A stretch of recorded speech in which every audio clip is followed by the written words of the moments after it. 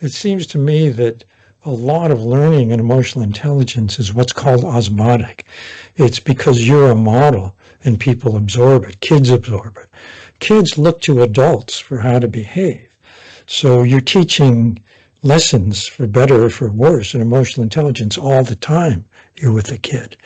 And the more time you spend together, the better, if the lessons are good ones.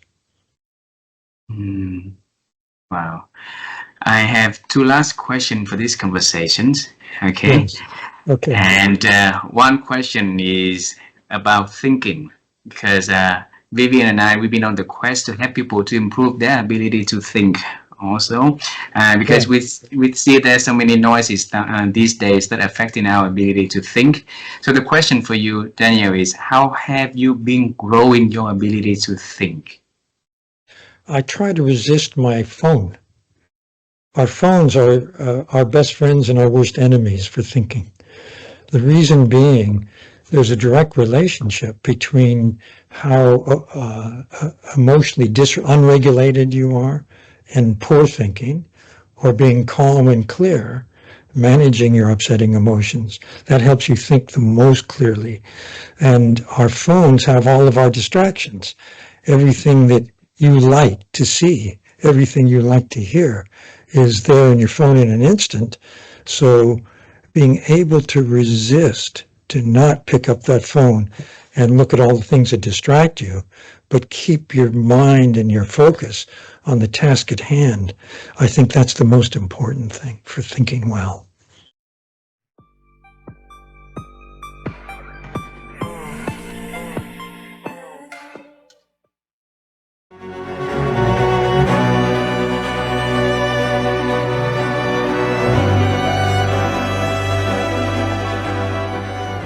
That will be the one also because of love telling you not to pursue those. So how do you navigate those words, those voices, and continue to find strength to pursue the thing that you find convenient for you to do so? Yeah. I think a lot of people provide their feedback from their perspective. Hmm. They're not doing it to and like there's also things that you need to know about yourself so that you put yourself in a position to have success.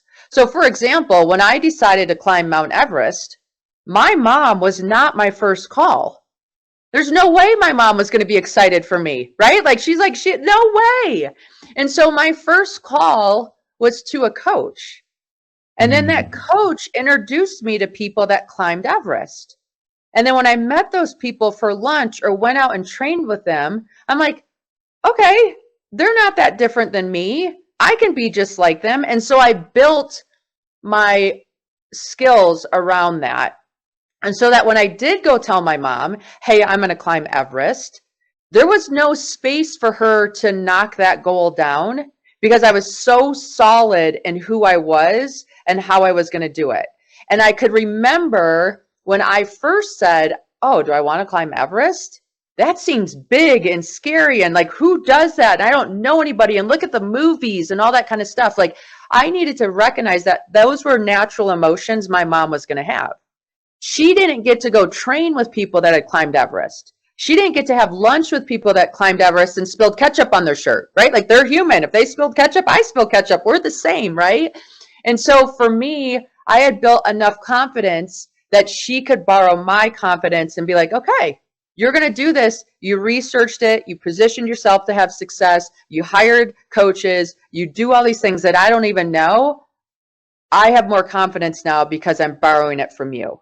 And so I think a lot of times, like people are going to say, like, how did she do that, or why did she do that, or that's silly, or you shouldn't.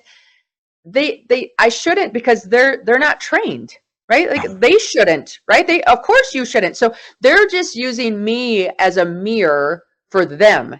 They're not using me as like telling me what to do. They're like explaining, man, I wouldn't do that based on my experience and what I know and what I understand. So you shouldn't. Well, you're not me. And so I respect that you have those opinions and feelings and thoughts, but I don't. And you just have to like stay strong enough in who you are and limit your exposure, right? Like I couldn't talk to people that are going against me all day long I might be like, okay, I'm going to go train with my Everest people that have done this for 6 hours to fill up my tank and to let me feel good, so that if I go to a soccer game and 5 moms telling me I'm crazy, well, I have enough in my tank to be like, okay, that's fine. You can think that, but I'm good because I filled up my tank before I went into that environment, and I limit my exposure to those kind of comments.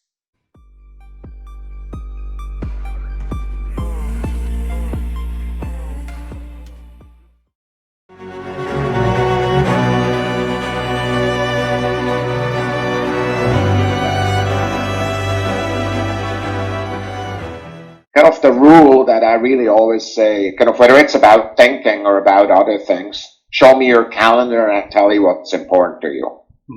So kind of if you say my goal is to do X and Y, your calendar does not show that.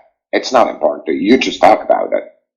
And so if your goal is to improve your thinking and your knowledge, show it when you do that in your life. It takes time to get better at that. Don't care what it is, whether you want to get better in sports, whether you want to get better in science, thinking, get better learning about other people. It needs to be time that you spend. Time is the most precious good for everything. Wow, wow.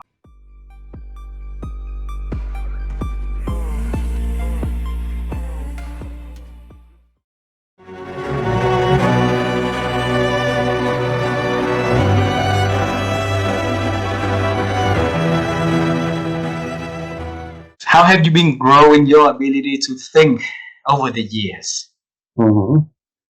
Yeah, so I think I am very curious person. I'm always asking, even I get trouble at home asking my wife, why are you doing it that way? So it's sort of like, I'm always like curious. Like I always want to think. I always want to do new things. I always want to. So I think that has kept me going. Like, being able to think about how do I teach this topic or how do I build this product. Those things, I think it comes from the curiosity factor plus the hunger for knowledge. I want to know more about this. And then I like doing things. I don't want to talk, I don't like talking and in meetings a lot. I just want to get my hands on and do something, build something, and see how it works. Prototype it. I do a lot of prototyping myself. So that's the advice I give the young people. Just prototype your idea because you have a lot of tools to do it. And then if you want to make it a product, bring a team and then think about how to get that, build a market and monetize it and all the other things. Right? Yeah. So yeah. Wow. Beautiful. Thank you. The last question is about the platform that we are building at the moment called helloNEWNESS, because we want to help people to experience newness and enjoy embracing it. So your life is like you exploring newness every like different part of your life. You always seek for newness and creating that, right? So through that journey of wisdom, what would be the advice you give people to have the confidence to explore newness inside of them and outside of them for a better self and to create something better for the community? Yeah, my advice is don't be afraid to fail because you're going to fail. I mean, I think I have maybe 4 ideas that were successful, but I probably pursued like 30 ideas. And so I failed 26 times, but I succeeded 4 times. So don't be afraid to pursue an idea and fail and learn from it and, start to pursue a new idea. So I think that's the advice I give anyone, because even when you fail, in fact, the lessons you learn when you fail is more important than lessons you learn when you succeed. It's because it gives you and the ability to not get discouraged when you fail. Like if you think, I'm going to build this product, I love this product, and I'm going to give it to the world and see how they like it, and nobody likes it. And suddenly you feel like, why don't they see it, right? So maybe it's not the time for the product. But if you analyze it and say, maybe I went to the wrong people, and you try, but you fail, you still fail.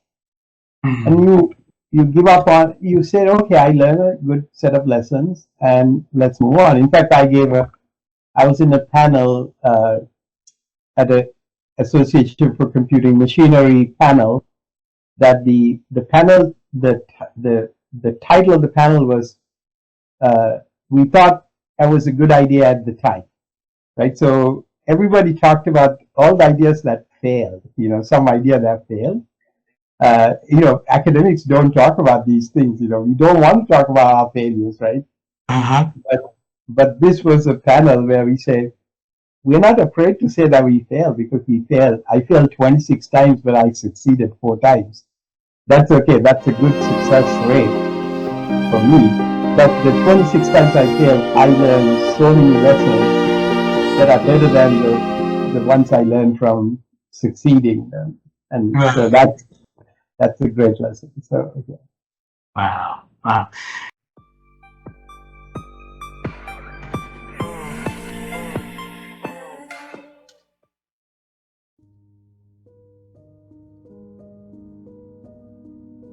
So the big question for you tonight is, Mary, how have you been growing your ability to think over the years? I would say there's probably four things, but the first is put your phone down, right? Put your phone away. The second thing that I find is going for long walks. And even if I'm listening to a podcast to kind of spur my thinking, I find some of my best ideas come from those walks when I'm kind of, you're free. And neuroscience says that, right? They call it vacation brain. When you kind of take yourself out of your familiar surroundings, sometimes we're able to think. I think the third is to read broadly, right? Find things that you're interested in, but read fiction, read nonfiction, read science fiction, read about the arts, read biographies. So just stretch our ability to think in different ways, to imagine through fiction, to learn through nonfiction, to model through biography. So I think to read broadly. I also, because I'm not very good at keeping my focus, so the multitasking is something I'm still working on, right? To kind of just, I know when I'm really passionate about something because I'm in the flow. But the other thing that I would offer is to figure out other creative ventures that help you think about things in a different way. So when COVID hit, I started taking collaging classes and just doing collaging. And there's nothing more restful than cutting and pasting paper, right? so the collaging. So find other creative outlets that help you to think differently, right? To help you to see things from different perspective. Go walk around a museum, something that just challenges our stereotypes or our perceptions.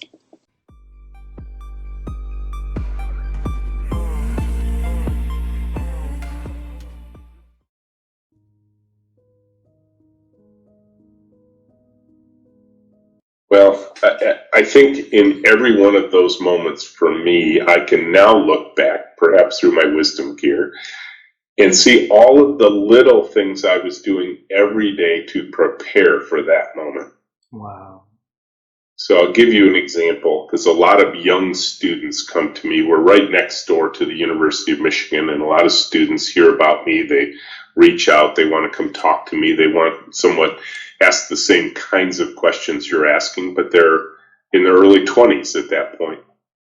And they ask me often, what advice do you have for me as I go out into the work world?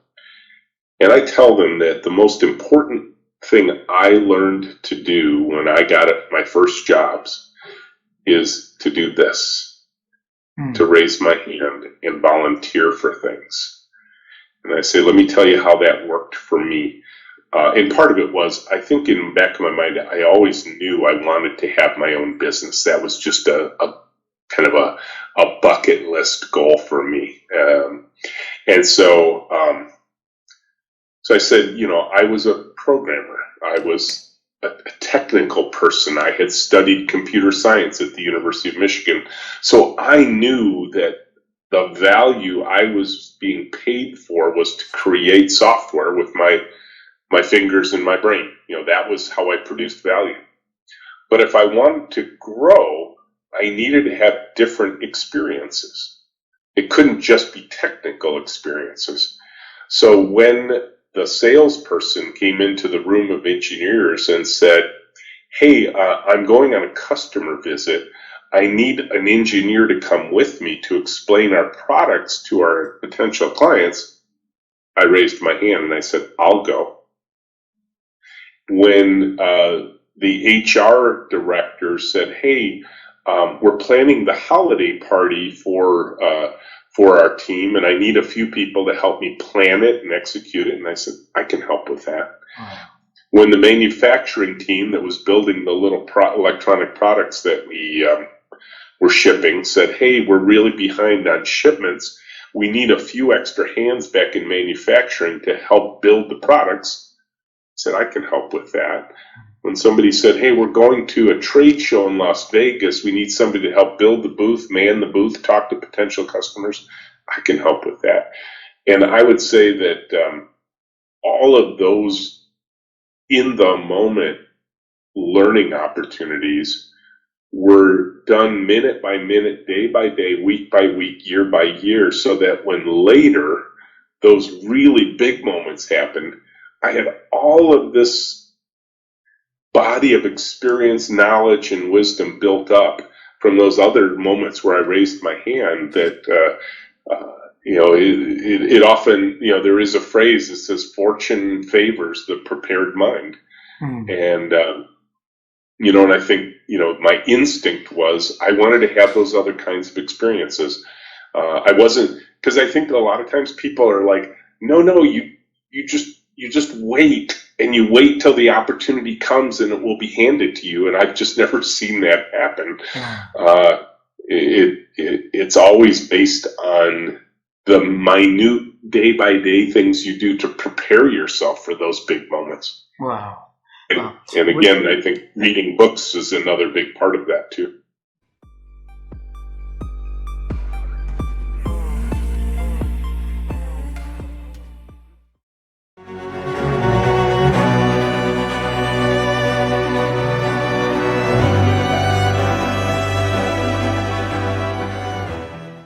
It's never been my intention to create a trend. Oh. That was never the intention. That's maybe the luck part. And I don't know if it's even a skill, because, I've been paying attention to the success rhetoric, right? And I always heard you have to have a vision for what you want to be, for what you want to do. I mean, even Oprah says that. But I got to tell you, I could never have envisioned what I've been able to do. Like, I didn't even have a context for it. So how could I have envisioned it? So I think that advice, it's not that it's wrong, it's just that it's not the only way. I think if you can envision something, great, go for it. But I never could, so my only option was really to just keep moving toward the heat. Like, if I would see something and I would be like, oh, wow, that is interesting. Let's go check that out. Let's go check that out. And then, and I would get there and I would see everything and I'd be like, oh, what's the next? Oh, okay, look at that. Okay, that's interesting. Let's move toward that. So I think it's more just the guts to just keep moving toward what's interesting. And then if it turns out, oh, you get there and it's like, it's not that interesting. Go look for something else, you know? And it was also a remedy to the fact that once I really know what I'm doing, I get bored. So I have to keep doing stuff where I'm not really quite sure what I'm doing. Wow. You know, and get around people who do know what they're doing so I can learn from them. Wow. So I know I risk sounding like I'm actually just a dilettante. So what makes me not that? I think it's another trait where I crave mastery. Like whatever I'm going to do that I enjoy, I'm going to get really good at it. I'm just going to get as good as I possibly can. You know? Yes. If it's not that interesting, yeah, you know, I'm okay being okay. But, you know, there's a thing in the U.S. Constitution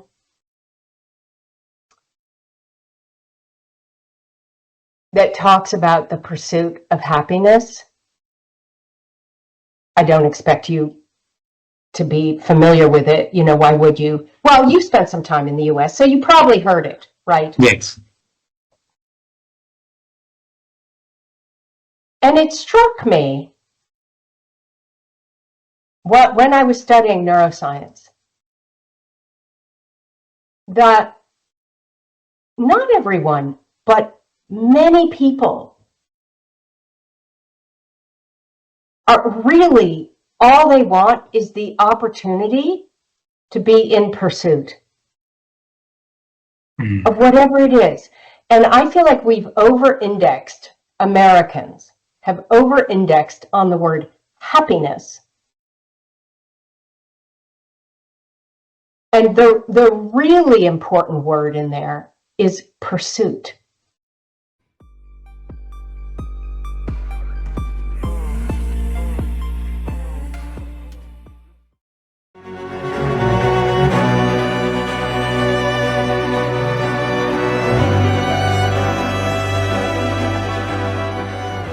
I usually try to analyze everything that's in my life on a continuous basis, and I rank and rate whether or not it helps me accomplish the objectives that I've set out for myself given that time period, right? Whether it's a year, whether it's a short period of time, and I do say no a lot. And having the maturity and the ability to do that came through age, it came through wisdom, but it also came through recognizing that I could waste a lot of time doing things that really wouldn't have much impact. And that impact could be on behalf of my family, or that impact could be on behalf of my community, or on behalf of my job. But for me, ranking and rating and getting rid of things, I get rid of stuff. I go, nope, that's taking up too much time and it's not giving me what I need in order to do the things that I know are most important for me to be doing right now. I wanted you to give an example of rank and rate, because that's important for us to analyze the things that we've been doing every day or about to be doing, so that we can give the number for that, and then we define whether or not that number is worth the investment of our times, right, in terms of the end result. So in your analyzations, how you process that ranking and rating before you make a decision? Well, I get asked to serve on a lot of different boards. And when I'm asked to serve on boards, both corporate boards, nonprofit boards, philanthropic boards, or government boards, I usually look to see whether or not, A, I think I have a unique ability to provide value to that board. B, will the environment in which I'm operating allow me to provide the value that I can provide, right? Is it even going to let me provide that value? And C, how much time commitment is it going to take for me in order to provide that value? When I do those three things, I can usually analyze whether or not something is the right fit for me.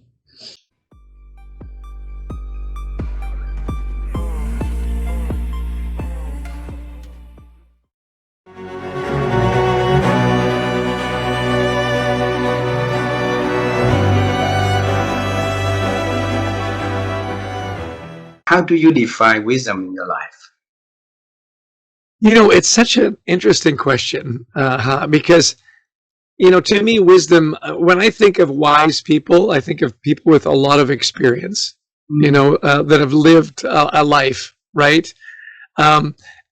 Sometimes we'll say, oh, that young person is wise beyond their years, you know, and so you've got people that really are deep thinkers at an early age.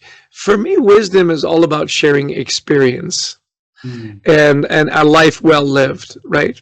I think wisdom is the culmination of your life's journey. You know, what were some of the experiences that shaped your life, that shaped who you are and the community that you serve? You know, you and I are both great fans of Marshall Goldsmith, right? Yes. And whenever I talk to Marshall, his life experience and the way that he is able to share what he's learned, to me, that's wisdom, right? It's not just knowing a lot of stuff, it's sharing that experience. How do you take that knowledge and that wisdom and share it with the people around you? And no one does it better than Marshall, you know? And I will tell you that the reason that I said yes to your email is because Marshall taught me that when people ask for help, or they ask you to endorse a book, or they ask you for your opinion, there's only one answer, and the answer is always yes. Wow. Now, I wasn't always that way.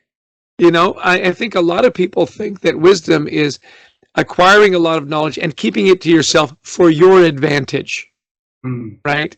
I know stuff you don't know, and that gives me the upper hand, right? I think true wisdom is gaining a lot of great knowledge and then making sure that you share it with people that need it and ask for it. So, you know, I was so touched that you thanked me for responding to your email. I'm thinking you should thank Marshall because he's the one that taught me to say yes to all those things. Isn't that interesting how wisdom cascades, you know, wisdom ripples. Wow. And it was from Marshall to me to you. Yeah. And just because of that kind gesture that you did to us, it's really hard for my wife and I to ever say no to anyone that asks us for help. And this one also, and you know, so every time that someone asks us for help, and even if we are busy with something, we're trying to delay to saying yes at a later time, but we're always trying to do it as much as we could do. And Vivian always told me it's all because of Chester. And well, and see, that's how wisdom gets transferred, right? Yeah. It's from person to person to person, those acts of kindness. You know, I am such a fan of random acts of kindness. You know, it costs you nothing to be kind. It costs you nothing to hold the door or help somebody with their packages or, you know, give them a kind word or a pat on the back. It was interesting. Just last night, my wife and I were at the grocery store and we were buying various and sundry things, you know, for the next few days. And the woman at the checkout was just delightful.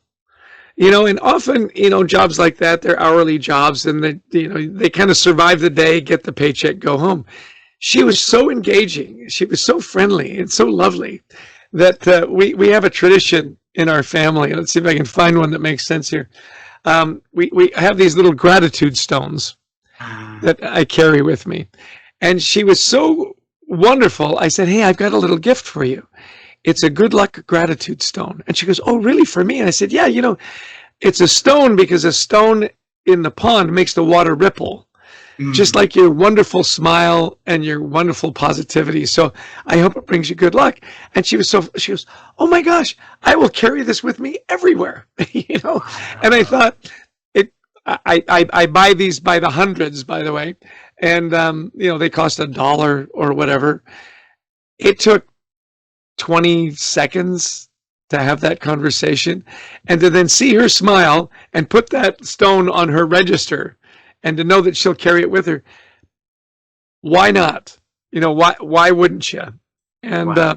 I love just little random acts of kindness. And my wife said, well, you made her day. And I said, you know, I know my wife knows this. I set a goal to uplift a stranger every day. So if somebody I come across, can I do something kind for them? Can I give them a kind word? Can I give them a little gratitude stone? And you know this because you do this. Not only does it make their day happy, it makes your day happy. I mean, you always feel good. When you say yes to those people, you and your wife, of course it lifts them up. It also lifts you up, doesn't it? I mean, you feel great about being of service and helping somebody.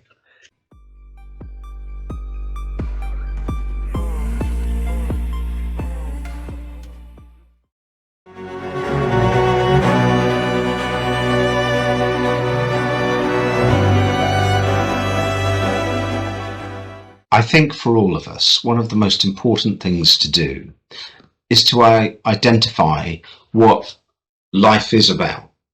What is our meaning? What is our purpose?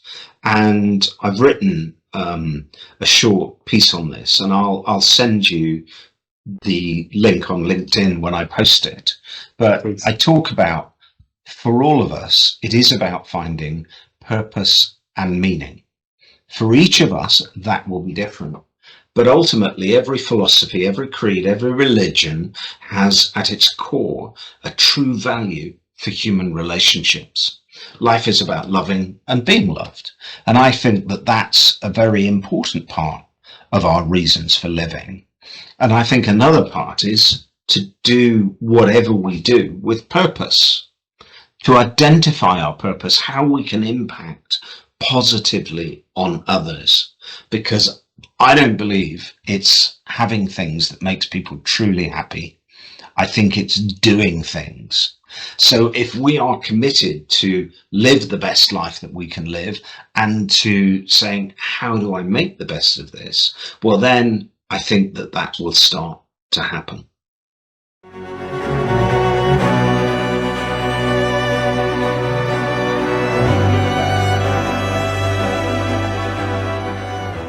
So last question is, if I can travel time with you to when you stay with your brother at your grandparents' home, okay, you, me, seeing your little self there, and you're gonna tell that little Morak about the future works, the journey that she is going to have, and if there's one piece of advice that you are going to give to that little Morak, what is that one piece that you're gonna share with her?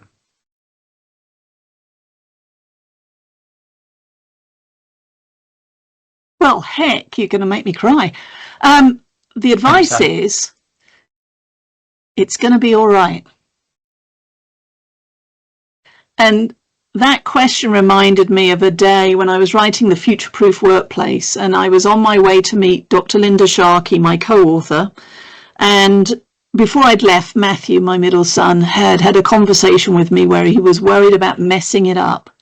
And I said, what? And he goes, life. And I remember sitting there at the airport, and so, you know, I'm in my 40s probably at this point. Yeah, it must have been mid to late 40s. So not fresh out the box, little girl living at my grandparents' house. But I remember sitting there thinking, oh my God, can I really write this book? Dr. Linda Sharkey, she's a big deal. She ran leadership development with Jack Welch at Crotonville. And then I got to the day with Linda as we outlined the book, and there she is, she's 20 years ahead of me in her career, and at the end of the day she goes, do you think it'll be any good? So that's why going back to the little me and saying it's going to be all right, you can't mess this up, is so important, because we're all carrying the what ifs. And much like you said, the leaders who are saying, what if I'd written my book?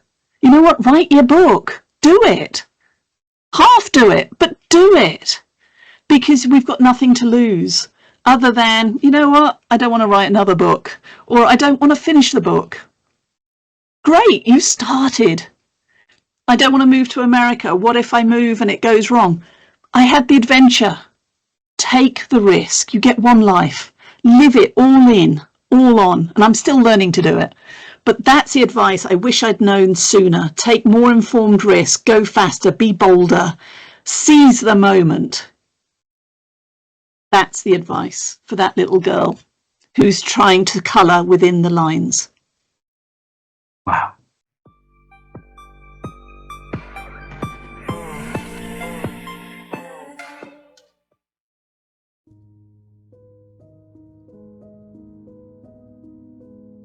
Beautiful.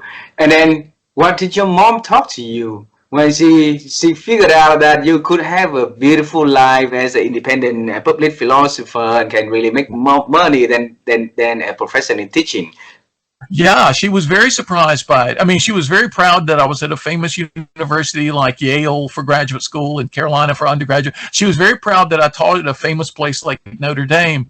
But then when every business she had ever heard of, IBM, paid me to come and speak to thousands of people. Every other company that, the grocery store where she would go shopping, the food she would buy, those companies had hired me as a philosopher. She was amazed that in answer to her question, who is ever going to pay you for this? She was amazed. The answer was almost everybody. but for the 2 years of relentlessly working and giving speeches for without any like money coming back to the family, yeah, it must be a lot of challenges financially also, for you. And now there's a lot of people that working on their dreams and facing such similar challenges like that, financially issues, to maintain a normal operation at home. So Tom, back then, what did you talk to yourself every day? Yeah. I said, I'm learning, I'm growing. And I did have my teaching job.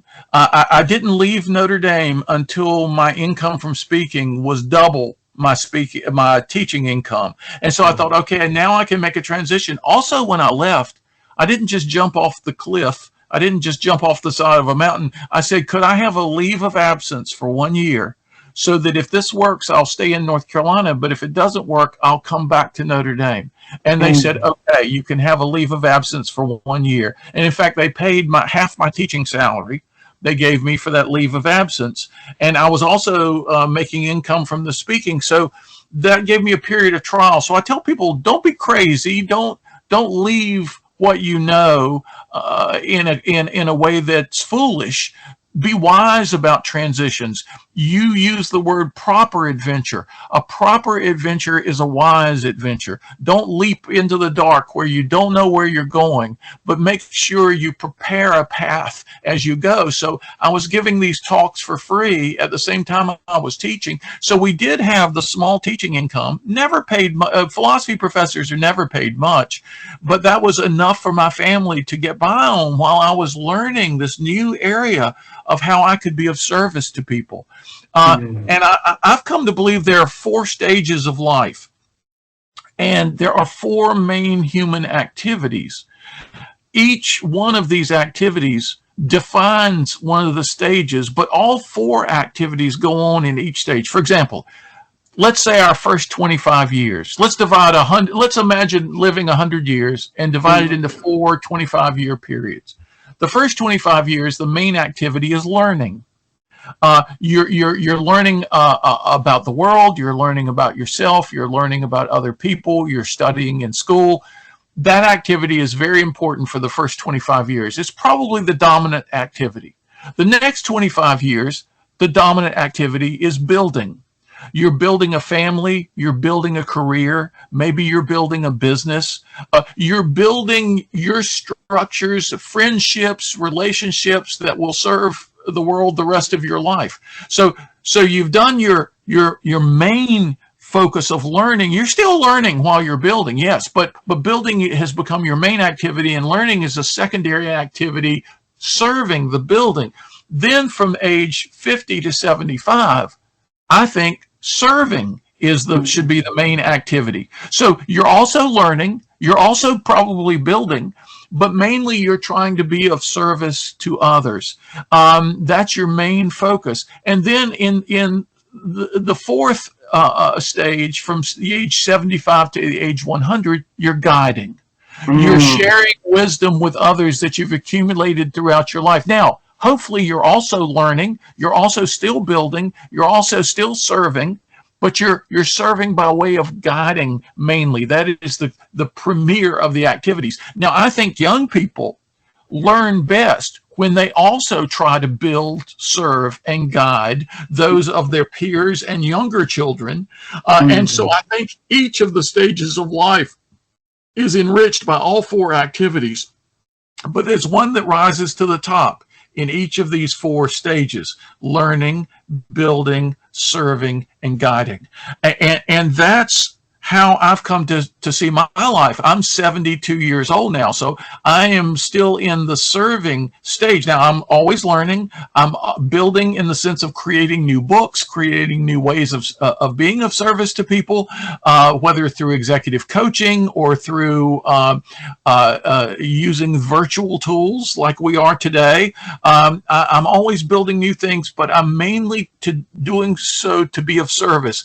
Now, I try to guide people now. I've always tried to be a guide to people who are not as far along the path as I am, but I can imagine that in a few years and for the rest of my life, guidance may be the main thing I do. I won't be building as much. Hopefully I'm still learning. I will be doing some building and still will be doing some serving in other ways, but guidance will be the premier thing. So that map of 4 stages is represented in different ways by different religious traditions, by different wisdom traditions in different parts of the world. And if I can help people to understand that, they will understand that they don't always have to be doing the same thing in the same way. But at different stages of our lives, we have different emphases, and those will change. And when we adapt to that change, we can feel fulfillment and happiness in our role in the world and in our communities.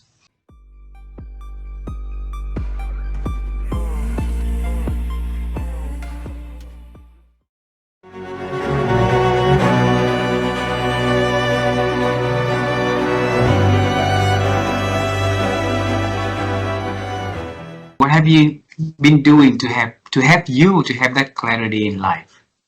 For me, one of the best activities I ever undertook was shortly after reading Stephen Covey's The 7 Habits of Highly Effective People.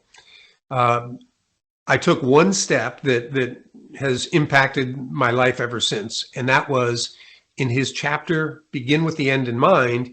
He talked about writing a personal mission statement. He said, companies have mission statements, they're North Star to guide them, but most people never have anything like that. They just live paycheck to paycheck or vacation to vacation. So I sat down, and that was more than 30 years ago, and I wrote the personal mission statement. And then I would have it pop up on a task every day, Monday through Friday at work, one section of it to read. Now, every morning, as soon as I get up and I go downstairs, I have it on an app that I can listen to. And I think that just listening to it or reading it almost every single day for more than 30 years, it just seeps into your soul. And for me, the opening statement is that when I die, my goal is I want to hear God say, well done. Well done, good and faithful servant. You were faithful with a few things. I'm going to put you in charge of many things. Enter into the joy of your master. And I don't do that in I'm working my way to heaven or I'm earning anything. No, I just want to be pleasing to God like I would want to be pleasing to my wife or to my daughter. I don't have to earn anything from any of them, and I don't have to earn anything from God. But in gratitude to how he's changed my life, I want to be pleasing to him. So that opening statement, and then I go in and I talk about my faith, family, personal well-being, career, but that is like my North Star. Bring you back to that morning 30 years ago when you wrote that personal statement, because that's very important for people to be able to have their own personal statement also in their lives, right, Brian? Help us to share back, what did you do on that morning for you to come up with that personal statement yourself? You're testing my memory. 30 years ago, I don't know that I remember the exact things, but I do know this, that my wife and I, we were going through marital issues. Everybody, if you stay together long enough, you're going to have issues that you're dealing with. And we were dealing with some really significant issues. And so reading that book, I was trying to, get some stability, I guess. And as I read that, about the mission statement, it made sense. And I was convicted that, I was one of those people, kind of living day to day, trying to be a good person, trying to do, right things. but didn't have something that I was working toward. And so I thought, if I can come close to being the person that I lay out here, that will not only benefit me, it will benefit my wife and our relationship. And then eventually our daughter came along, and it's had benefit for her as well. So I think that's really what the catalyst was, there were just some hard issues going on, and I felt like this could probably help me in dealing with those.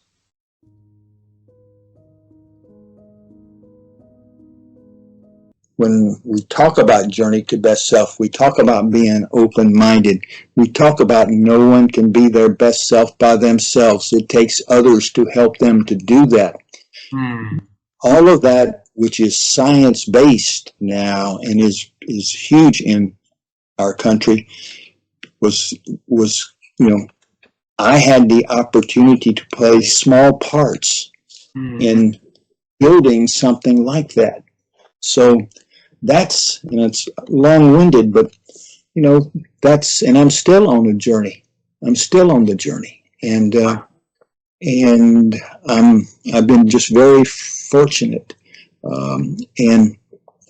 But that journey, when I went to the business world, for some reason, I got to meet some amazing chief executive officers who did the same thing the coach said. I want you to work, of course I was still in the business school or the law firm. I want you to basically work with me on some things. And, and so I had 4 or 5, world-class, very big companies having the CEO says, let's work together and figure out how to do some of this stuff. And it was all about how do we emotionally engage our employees. All those big coaches were very adamant about that. The people who work for me are people who I have to help them become their best self and be a happy person and be a good person and be a good worker, but a good family person, et cetera, et cetera. So I've had this conglomeration, and it's really, it's mind-boggling. And I'm sure people will be listening to it and saying, this is so weird. Yeah, it is so weird. But it goes to show that if we come to the table in a certain way, there will be lots of opportunities. Wow. And we do have control over what we bring to the table. So if you think about it, and there's other things I could have said, okay? I mean, I went to law school and got accepted into one of the top 5 law schools in the country, and I never took the law boards or never did a formal application. I got on the phone and talked to the dean, and we had a 45-minute talk, and he told me, I'll see you in September. Right? And so it's this ability to bring together, if you will, happiness is one word, wisdom's another word, human excellence is another word. I was just a hard worker, but there was something in me. There was a reason I lived, because as all the doctors said, you're the only baby this small that's lived this way. Wow. All the babies that were that small when I was growing up died. And so, that's the story. But the story is, and I'm just so grateful to all those people. I mean, the founder of Southwest Airlines was a client of mine. As an example, biggest, which was for a while the biggest and best, the founder of the Ritz-Carlton Corporation, all right, was one of the people that I worked with. I mean, people like that, and all of them, if you will, were, quote, spiritually oriented in the sense that, okay, not necessarily, being one church is better than another church, but it's like, how do we help people become their best selves?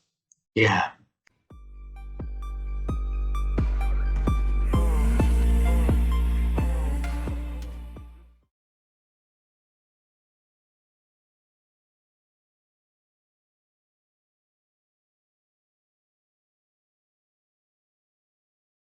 being open to being wrong, you know, knowing that you're not always, you're very rarely right. And that keeps the curiosity and being motivated to find out whether you're right or wrong. That's the curiosity. And I think wisdom comes from that constant curiosity to learn and to grow and to keep your brain plastic as it can be, because you know what the developmental neuroscience shows is the brain becomes less plastic with age, but it doesn't become completely inflexible, and that's something that one can control, and by putting oneself in new situations to get out of those, what we call a canalization in developmental neuroscience. Like you're in a rut, basically. How do you get out of the rut?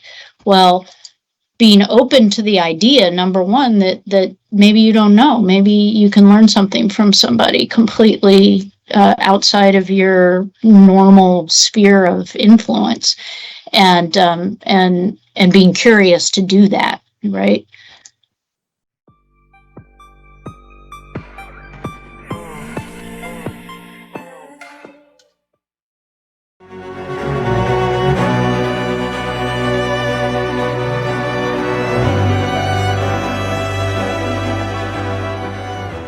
So I define wisdom as not something above us, but within us. So many people think they don't have a skill set to be wise. They're not super well educated. They're not great in math or philosophy or science or physics. Wisdom comes from here, within. And it is understanding who we are, understanding our place in the universe, and understanding, this is irrespective of your religion, you know, whatever your faith may be, but I am convinced that we are all connected. We are connected. What you want for your family in Vietnam, what someone in the Middle East wants for his or her family, what someone in Canada wants for his or her family, what I've wanted for my family, I guarantee you it's the same thing. You want your family to be happy. You want your family to be safe. You want your family to be loved. You want them to be successful in whatever endeavors they come up with. That's the human spirit. Wisdom is learning from our mistakes, not judging ourselves too harshly because we make mistakes, because we're human. We are going to make mistakes. We are going to sin. We are going to do things we shouldn't do. But we can learn from that. We can, through wisdom, say, I'm going to be better. I'm going to improve. I'm going to help others. And my belief is that if you, me, anyone wants enduring happiness, when we think about what makes us happy, it will always, always, always involve others, never alone.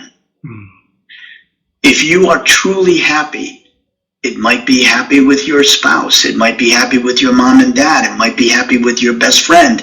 It might be happy with your children. But it's sharing lives. It's sharing something. It's sharing what we know. It's sharing our wisdom. It's sharing our love. It's creating that happiness. So for me, wisdom is something that is in us that we just have to uncover.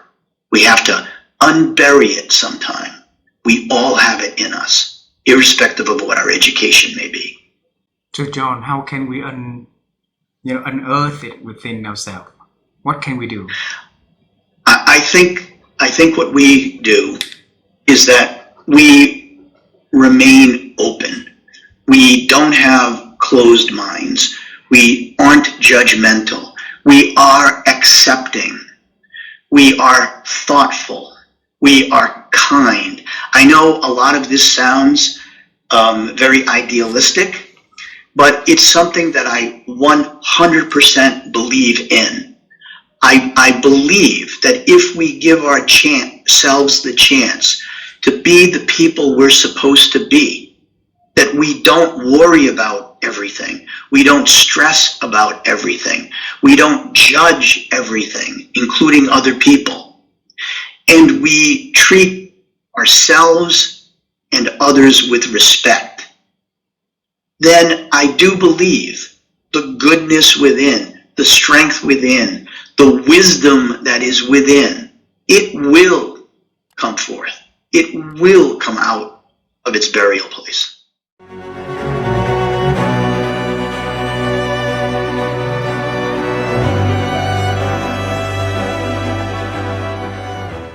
How have you been growing your ability to think so beautifully like this? That's a good question. I think I think it's an ongoing challenge. It's presents itself in different ways in the different roles that I've done, but it's always, if we think about the quadrants of important and non-important, urgent and non-urgent, and ideally we would be spending our times only on the important things. But so often we are confronted with something that is appearing as urgent, but it's not that critical, deep, important work. And so it's always a balance of that tension, and it's always coming back to that. How can I reset, and how do I kind of triage my work so that I am giving tending and care to that non-urgent and important work? And of course, urgent, important always gets prioritized. But when something isn't a phone call or an email in the inbox or something else that's presenting, maybe it's a conversation from a member of the community who grabs me in the grocery store and wants to share their feelings about some direction or decision the city has made. It's important to listen. Everyone wants to be seen and heard, and we endeavor to honor that at all times. But also, how do we do the most good for the most people? And that is always going back to, am I being intentional about doing what's most important? And it's a constant rebalancing and management of that. So, and part of that is participating in conversations like this. It's listening to the TED Talks. It's being on that continuous learning journey to understand how are other people doing this work too, right? I love listening to podcasts. It's how I end every day is listening to podcasts, both from strategic thinkers in the world, people that help me make sense of the news, but also just other change makers and people doing good things all around the world. I think we're living in such a lucky time where we have this share of information and strategies for so many people to do good. Beautiful.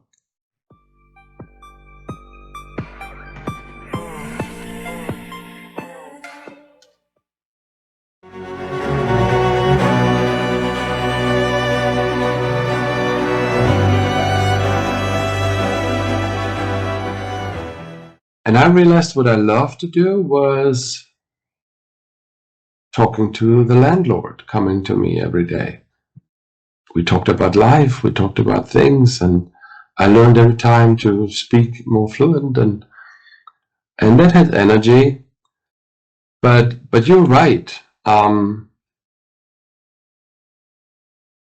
do you create opportunities? Because you cannot force destiny, but you can create opportunity.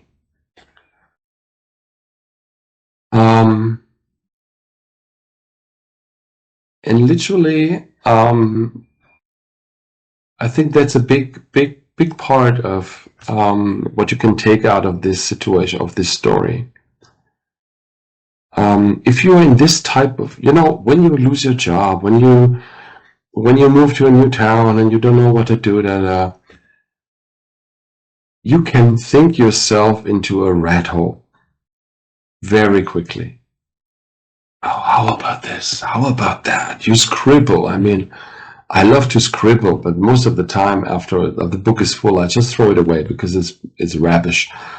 But don't think yourself into a situation, but act yourself into a situation by making connections. The number one fountain of opportunities is not your brain, is not what's in your head. That's my takeaway. The number one fountain of opportunities is you engaging with other people.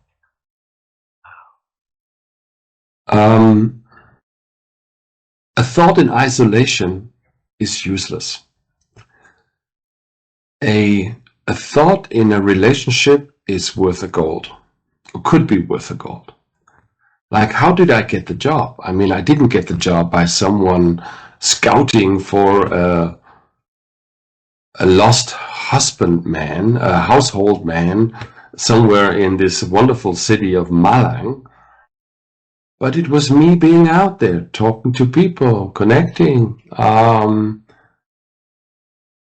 It's the magic is in a relationship. The same. So it was also. I mean, Yes. Can you imagine that one day I was under a shower and saying, "Holger, I've got a fantastic idea. You should write a New York Times bestseller." Oh yeah. I love the idea. No, that's not how the universe works. That's not how the universe works.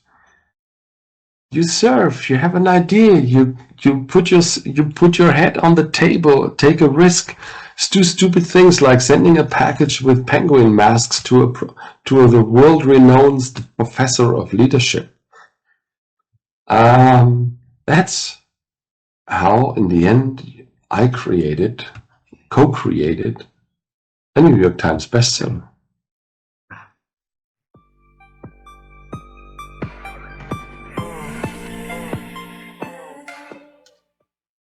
Wisdom to me is knowing that you don't know, right? Understanding that you don't know everything. And wisdom comes from listening to other people, listening to what they really say, and being in tune with who they are. And wisdom comes from your life experiences, but you don't have to experience everything you don't have to have somebody have somebody tell you don't touch the stove if you can see the stove is hot, but wisdom comes from learning to listen to people when they say, "Howard, the stove might be hot, be careful." And so wisdom is living a life full of curiosity, willing to learn, willing to grow, and understanding that you don't have all the answers.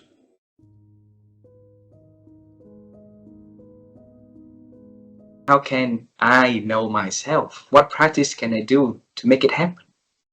Yeah.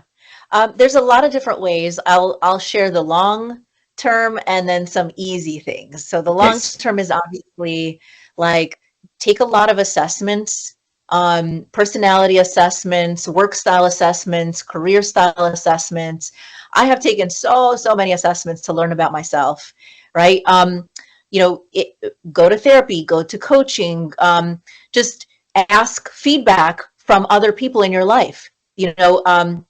What do you think I'm good at? What do you think are my greatest strengths? What do you think I'm most challenged by? You can ask a lot of people in your life that same question to gather some data, right? Pay attention when people do give you feedback, including really positive feedback that you dismiss.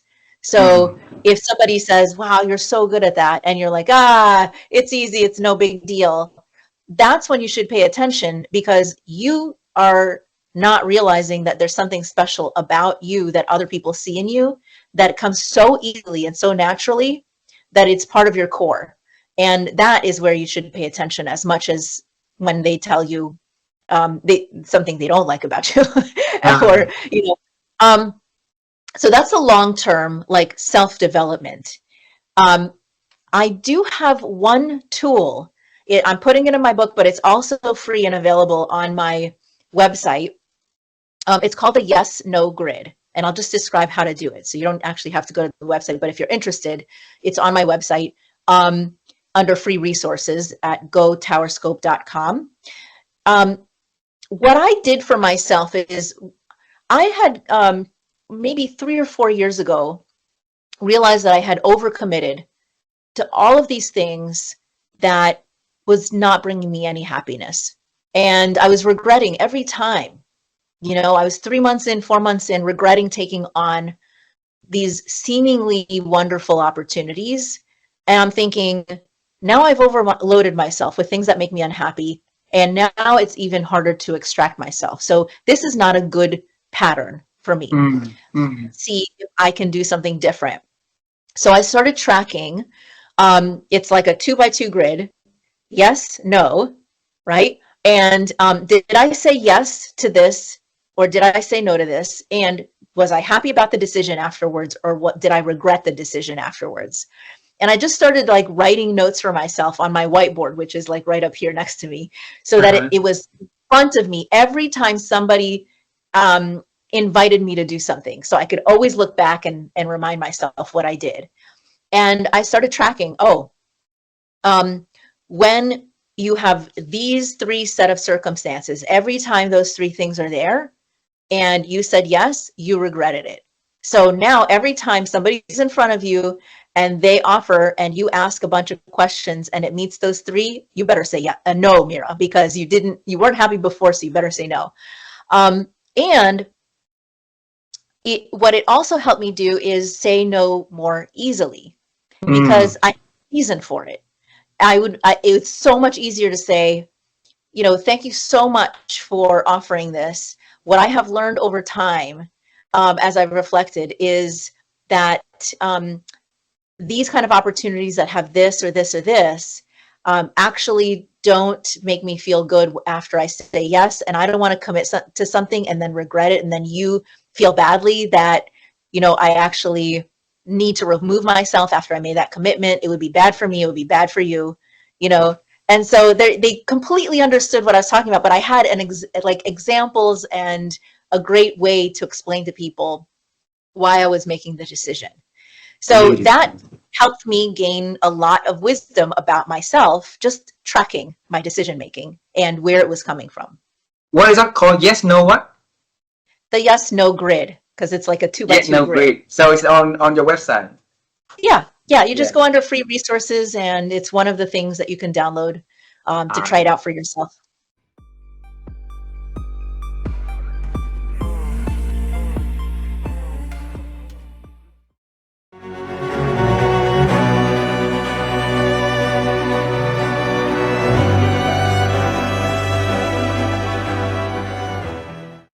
So there's probably 2 pieces to reflection time, because it is insanely important. It's something that I practice probably daily, but definitely weekly.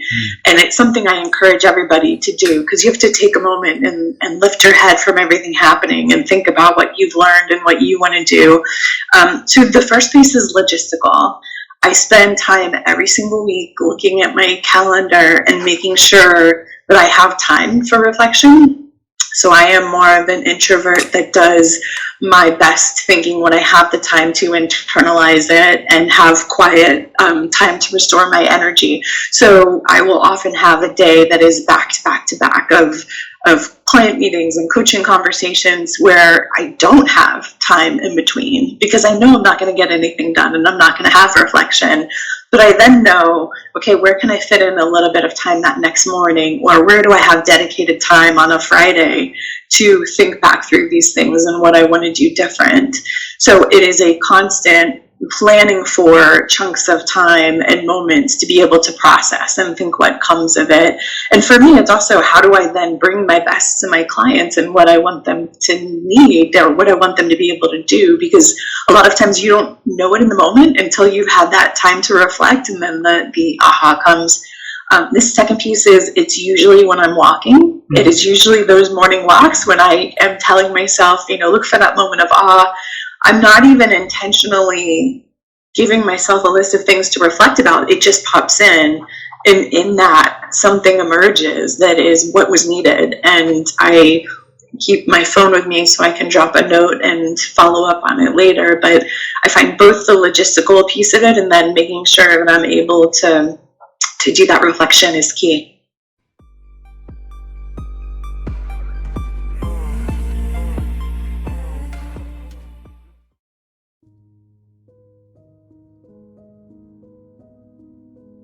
So, Professor Kurt, how have you been growing your ability to think over the years?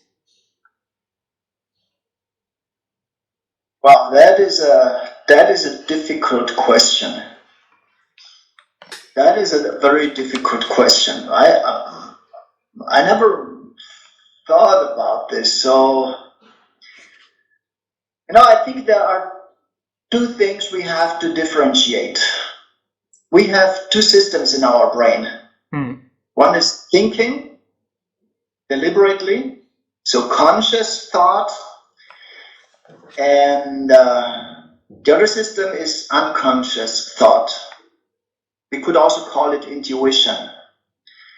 And I very much believe in intuition. Rely on your gut feelings. Because intuition is not a magical sixth sense. It's a very rapid, unconscious pattern recognition that comes with an emotion. So if you have enough experience in a field, very often you have an intuition which tells you this is what you should decide or what you should do, and you cannot really explain why. It's just a gut feeling. But this gut feeling is based on a lot of experience you have in a field. So many decisions I make are based on gut feeling, are based on intuition. And I learned to trust my intuition. But one important thing, rely only on your intuition if you have enough experience in this field. Because if you don't have enough experience, your mind is not able to recognize these patterns. Beautiful, beautiful. Let's travel time one more time, okay? And I want to bring you to your high school. And that is when you were on so much on the sport and your grade started to drop and your mom was worried, okay? And if you now travel to talk to your mom back then, so the Kurt now talk to your mom back then and say about your journey in the future to your mom, what would be the thing that you're going to tell her? Well, back then, when I was not so good at school and she was worried,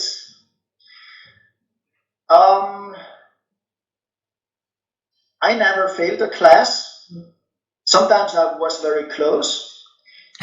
But I was kind of very efficient because I invested just enough to pass. So I was never really at risk.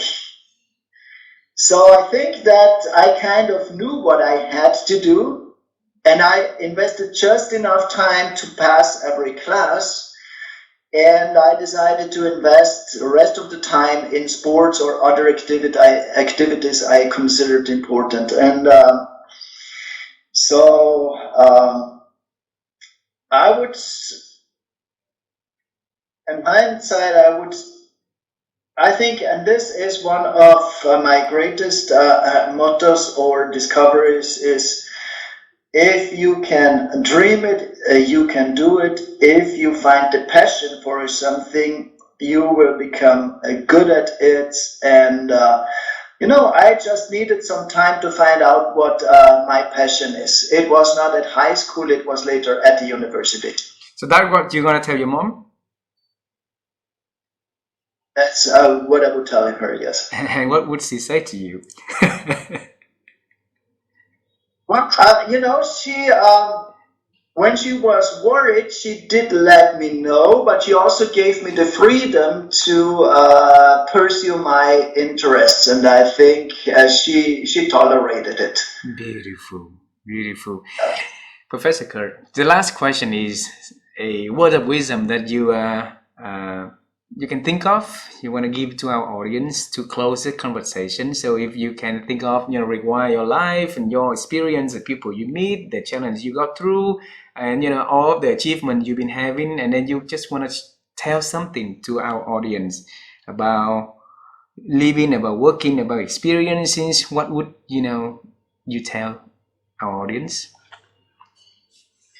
Well, another motto of mine, and I really believe in it, and try to practice in almost everything I do, is always try to combine what is useful for you with what is pleasant for others, or the other way around. Try to combine what is pleasant for you with what is useful for others. That makes you first very efficient, because you pursue two things at the same time. You pursue your self-interest, and you combine your self-interest with the interest of other people. And I think that is a secret of success. I have done it with cycling. I combine the passion for cycling with charity. I also do it, for example, when I train on my indoor bike. I have to train 2 to 3 hours per day, a lot on my indoor bike at home. And when I train on my indoor bike, I do my reading work for my job. So I combine training with working. So try to combine in everything you do what is pleasant for you with what is useful for others.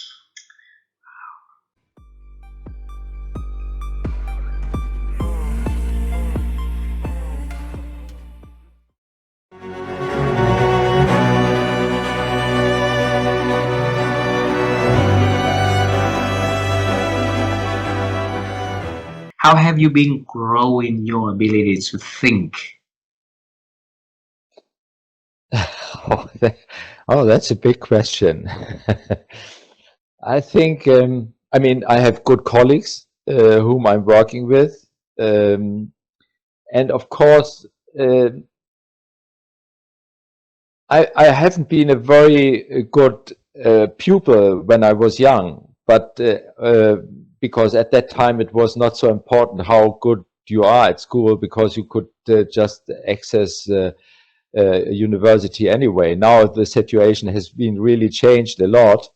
So, but at that time also already, when I was young schoolboy, I was quite interested in the subject philosophy. And we had a very good teacher. I think that was the main thing, that we had a teacher who has been able to make this very abstract subject area attractive to other people, or to us as young students. So, and I think I had several possibilities during the last 10, 15 years to work together with people who were had quite a philosophical understanding of grasping things. And I think it has probably been a combination of my being interested in philosophy and having the chance to relate to people and work with people. So I have been working with a colleague of mine who is an expert in Søren Kierkegaard. Søren Kierkegaard is probably, after Hans Christian Andersen, who wrote all these fairy tales. I don't know whether you know him. He is actually very popular in Japan, I've heard. So he has written a lot of fairy tales. And Søren Kierkegaard, he is an existential philosopher. And we now talk about Søren Kierkegaard, who has lived, who was born more than 200 years ago in Denmark, as being the first third generation coach in the world. Because what he was actually talking about was that you need another human being to develop. You cannot do it by yourself.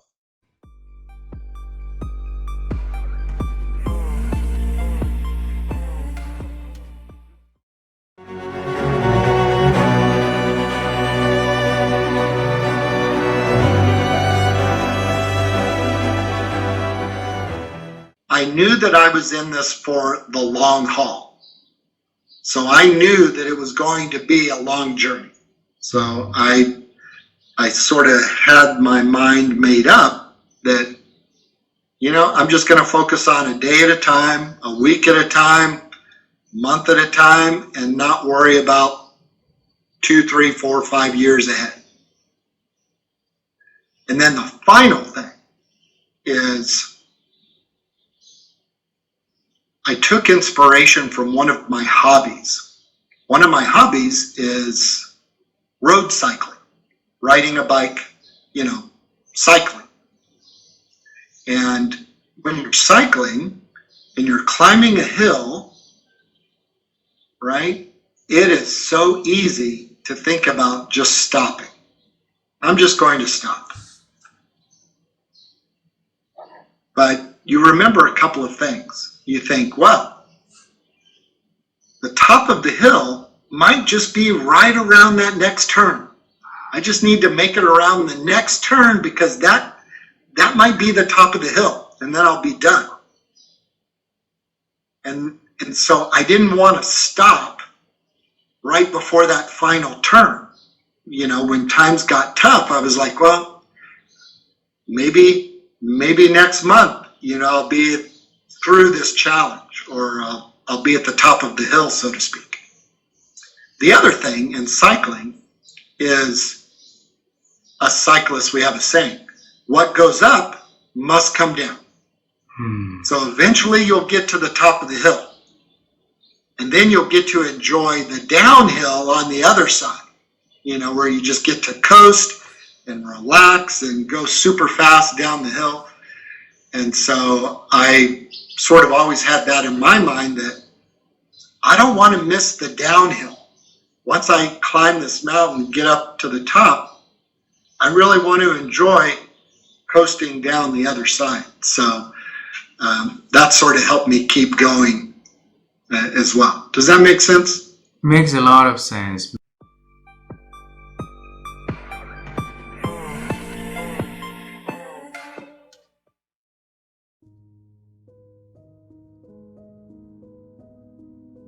How have you been growing your ability to think and expand it? Well, thank you for thinking that I think. We'll just start with that. I think for me, and this is just for me, curiosity has been one of the best attributes that I've found, that I can develop in my life.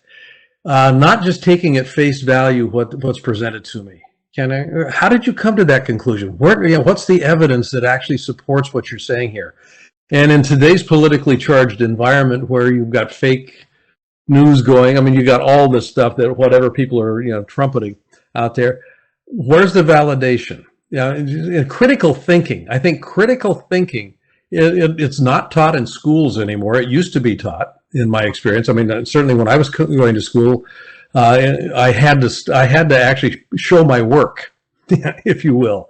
Yeah. How'd you come up with that answer? Show your work. So there was evidence based questions that were part of my my upbringing. I mean, starting with my parents. How did you come to that conclusion? You're upset about something.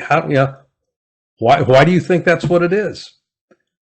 And that would stop me. I was going, because is not an answer. What's the evidence you're using to support your upset? Oh, I don't have any. I'm just upset. Okay, well then let's back up the truck and start all over again. Yeah. So the idea of critical thinking, just being curious. What's the source? And this goes. I think honestly, it goes hand in hand with emotional intelligence. Self-awareness is the foundation of emotional intelligence, and this idea of awareness. What's the source of my emotional experience today? What's the source of this behavior that I feel compelled to do? What's the source of it? I mean, just that question, what's the source of this? It gives me pause. Viktor Frankl, yes, talked about between stimulus and reaction, there's a space. In that space, if you curate it well, you can make a different choice. In that space, you have to think before you behave, before you act. In that space, think. And then you'll know what to do next. Beautiful, beautiful. And if people can have that space for a little longer, for them to think, you see how beautiful the world would be, right? Would become, yes. Absolutely, yeah. I promised my wife to ask the last question. It's going to be a bizarre question, in case it's not related to this conversation at all. But if you had a chance to travel time and to meet you at the age of 18, all right? And you have a message to talk to your own self at 18 years old. Okay. So what would this 75 years old Blaine talk to the 18 years old Blaine? What message? Take more risks. Take more risks. Yeah, take more risks. Yeah, take action faster. Those two things, take action faster and take more risks.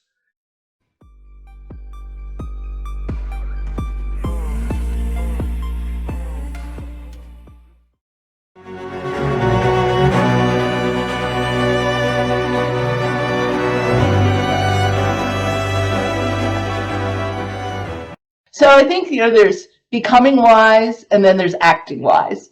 Right? And so how do you become wiser? Right? I mean, none of us are so wise, right? But how do we become as wise, continuously wiser? And I was thinking about, where does my wisdom come from? And it comes, I think, really comes from a couple of places. One, it comes from your own experiences. But here's the thing, experience doesn't just necessarily make you wise. I know a number of very old people who are not necessarily wise, right? Mm-hmm. But it is what you learn from those experiences. If you make a mistake, do you pull back and say, okay, hey, what can I learn from this? But also, how do I make this right? And so I think that's one piece, so really learning from your experiences, having a breadth of experiences.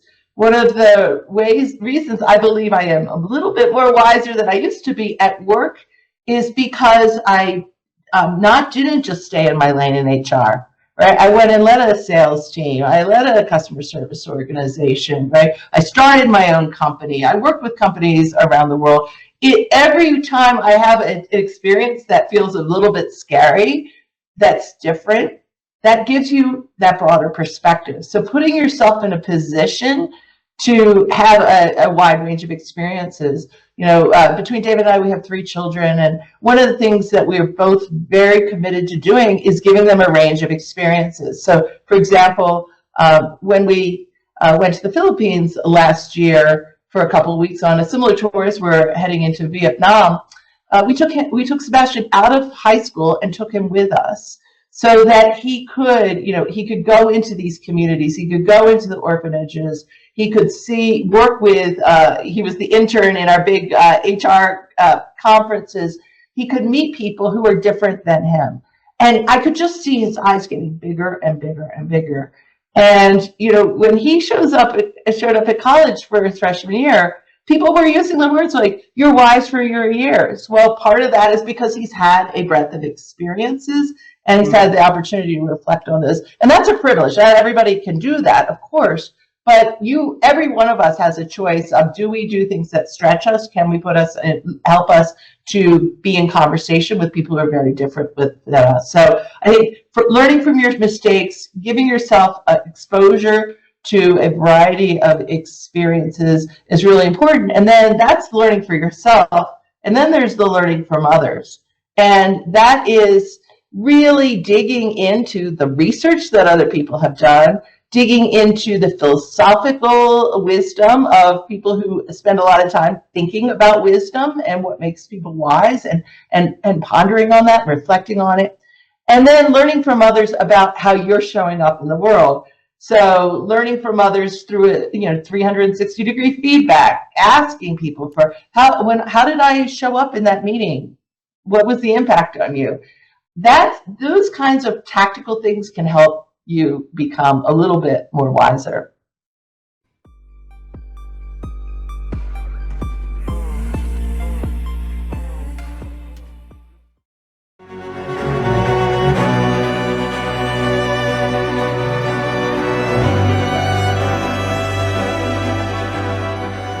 How have you been growing your ability to think? Oh goodness. So, I was mentioning health and fitness. I did some yoga this morning, and I like doing yoga. This particular teacher I watch on YouTube, he's always coming up with philosophies of life, and today it was about harmony in nature, and the poses that we were doing made me think a little bit differently as I'm going through my breathing and my discomfort. I read a lot, like this book here, The War of Art. Stephen Pressfield, I don't know if you're familiar with this book. It's about resistance and things that hold you back. I built a relationship with Stephen Pressfield. He's an amazing author. And I had lunch with him in Arizona. As a matter of fact, I could probably say, I could show a photo of me and Steve here. Actually, and Waldo, he's from California. And let me share with you here. Oh, here we are. Just want to show it to you here. So here's Stephen Pressfield, right there, right? Yep. Yes. So you see him on the screen? And so he's the author of this book. He's an amazing, amazing author. But I was introduced to him through my friend Victoria Labam, another Hall of Fame speaker who's friends with him, and I have a great relationship with her, and she wound up connecting me with Stephen Pressfield. The way you think differently is being exposed to different people, to different books, to different disciplines, yoga, transcendental meditation. I watch different shows. I get coaching from different types of speaker coaches who are very, very different from me. And so, we may have a palette of colors in our lives, 5 or 10 palettes or tools for that matter on solving problems. When you read a book, watch a podcast, build a new relationship, gain perspective from somebody in another culture like you in Vietnam, now you're exposing yourselves to different tools, different colors, and it allows you to solve more problems with tools and create more palettes or more canvases of beauty with all these different colors. Mm. And that's why I love meeting people. That's why I love traveling, because once again, we were complete strangers before this phone call, but now we have a relationship, and you're going to share things with me about life and growth. Hopefully I could share with you, and that's how we grow, and that's how in my life I've learned to think differently. But the bottom line is this, and every one of you watching this or listening to this, there's no better teacher than ourselves. There's no better teacher than going through the grit and gristle of life to learn when we're getting shot at, overcoming our fears and anxieties, and thinking differently and asking for our maker, our creator, to give us hope and guidance as well, whatever you believe in. The biggest tool and teacher of life is ourselves. And so listen to your heart, and listen to your pains, and and the gifts of life. Listen to what's going on inside, and many times those answers and perspectives will come to you from the universe, and it may even show up with a new friend on a Zoom call. Wow. Wow.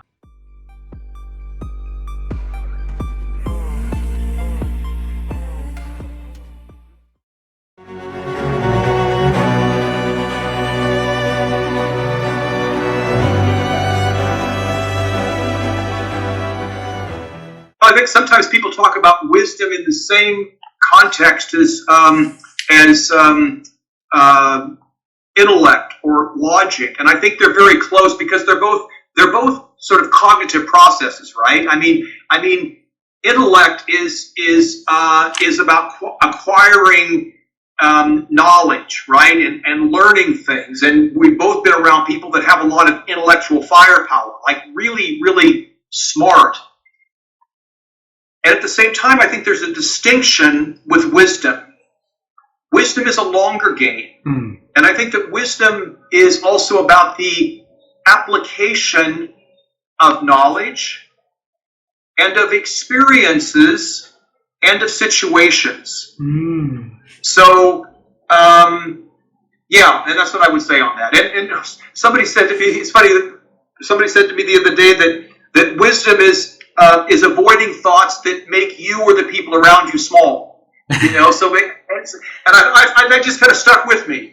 You know, and I think that part of maturing with age, at least for me, I was very hard on myself. I came from a very performance-driven family, which had its positive things, but that can also be quite hard if you're always putting yourself under a very critical analysis. And I think one of the things I've learned as I've grown and aged is that to be more gentle with myself and gentle with those around us. And I think that fosters a more trustful, constructive environment. So I think wisdom is also about, there's a gentleness to wisdom.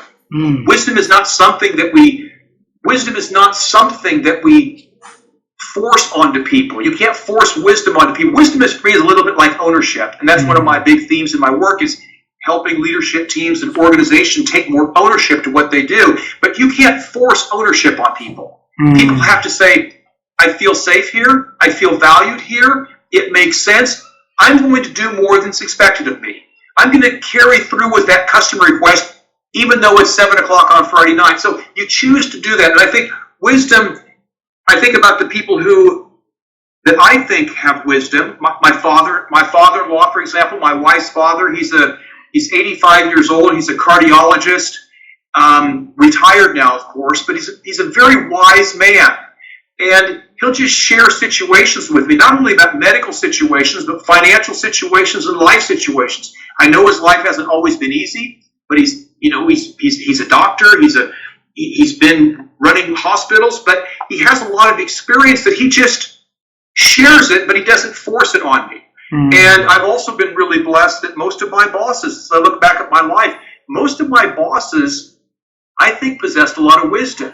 And the characteristic there was not, they weren't telling me what to do, but they were always available for me when I had a question, like, what do you think about this? Or I'm in a tough spot here, or I think I've done something with a customer I shouldn't have done here.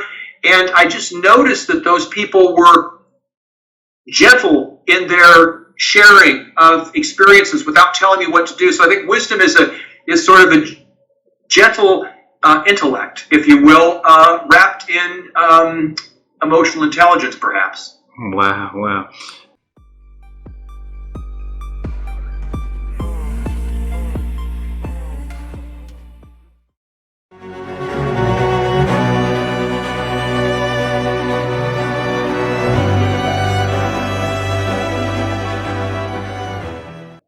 So you know how the technical skill requirements will always keep changing. Yeah.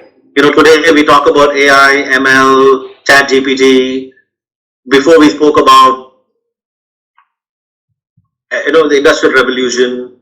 There's always something that's happening all the time.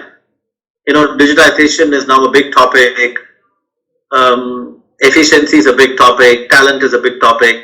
But my feeling is this is always something that will always keep coming, new things, and you will keep learning. But what will not change is your soft skill requirement.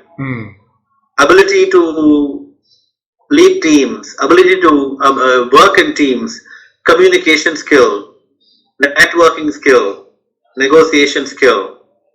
All these will always remain. It will not change. So anyone wanting to grow and succeed in their career should focus on soft skill development. Okay. You know, and that is not something commonly found. People struggle today, you know, having good soft skills. So, for you, as a top leader in an organization, right? I'm curious to know what kind of soft skills are Shasta working on in 2025 to sharpen his skills and continue to become a sharp leader and leading the teams to success? I'm working on developing the ability to look through details and find common analysis. So more analytical skills, I would say, you know, that I'm working on right now. Okay.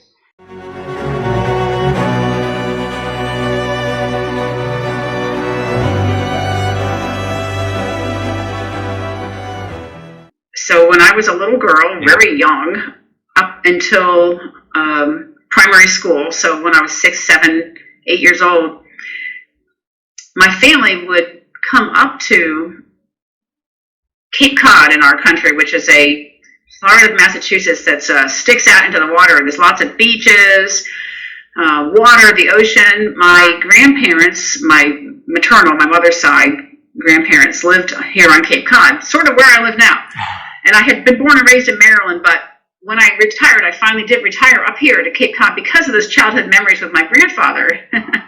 So my granddad had a rowboat, and he would take me out when I was a little girl. My grandma would make us sandwiches, like peanut butter and jelly sandwiches, and my granddad would row the boat out into the bay, not the ocean, but a bay about a mile or two long, like the one I live on now. And he would teach me how to row. And for anybody who's rowed when they're young, you get into a rowboat, you have an oar in each hand. And when you're really little, first of all, the oars are heavy. Second of all, one oar always hits the water before the other, and then your boat goes the wrong way, and you just like wonder, am I ever going to get this little rowboat to go in a straight line? Because there's so many things that I'm just, I can't do this. And so my granddad would show me how to balance the oars and how to get my timing down and be patient. And he was very calm, cool, and collected. So he was a wise man. My granddad was a really wise man, which is interesting to say because he didn't have global travel experience or anything, but he was older. And I really think there's something to do with wisdom that you just don't have as a young person. There is wisdom. It takes time, over a lifetime. So my granddad was a wise man in his own way. And wisdom isn't something you can just put in a jar and sell. My granddad had his own form of wisdom, and that was knowing how to teach a young girl, how to pass it on to a young girl to help her have an experience on the water where I could eventually dominate those oars and I could row. And then once we rowed out into the middle of the bay, we could eat our sandwich. I could dive down and swim and find clams and have a great time. And it was all because I learned how to row out into the water and to do something hard and get there and then have the experience, the fun of being there. But yeah, my granddad taught me that. He taught me the perseverance, that there's a reward once you learn something.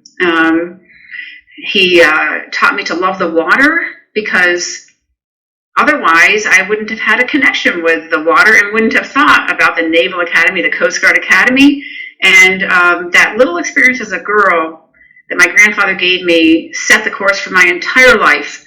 So what I would say is, for anybody out there who's watching right now, there's somebody in your life who's younger than you, who's more inexperienced than you, who's less capable than you, that you can guide and mentor and pass on your wisdom. You might not have a whole lot of wisdom, but you have got more than they do in different ways.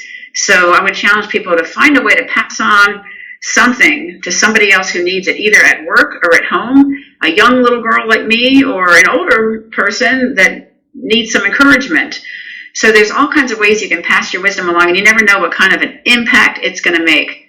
And my granddad taking me out on the ocean, on the water when I was young, set the course for my entire rest of my life. And he would never know that he had made that impact on me, because he ended up dying before I graduated from the Coast Guard Academy.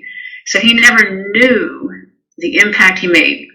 And so that's another thing about this delayed gratification. A lot of the things you do today, you're not going to ever see the benefits from, but you have to look inward and do what's right, do the right thing, and understand that a lot of what you're doing is planting seeds for the future.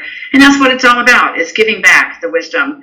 And it doesn't mean you have to reap benefits from it. You need to learn to be selfless, and that's where that self-reflection comes in, like time in the pool, the time I've spent on sailboats, reflecting back on who I am. And then at this older age of life, that's why I wrote the book, is to give back the leadership lessons and maybe some of the wisdom that I garnered during this 40 years serving in uniform.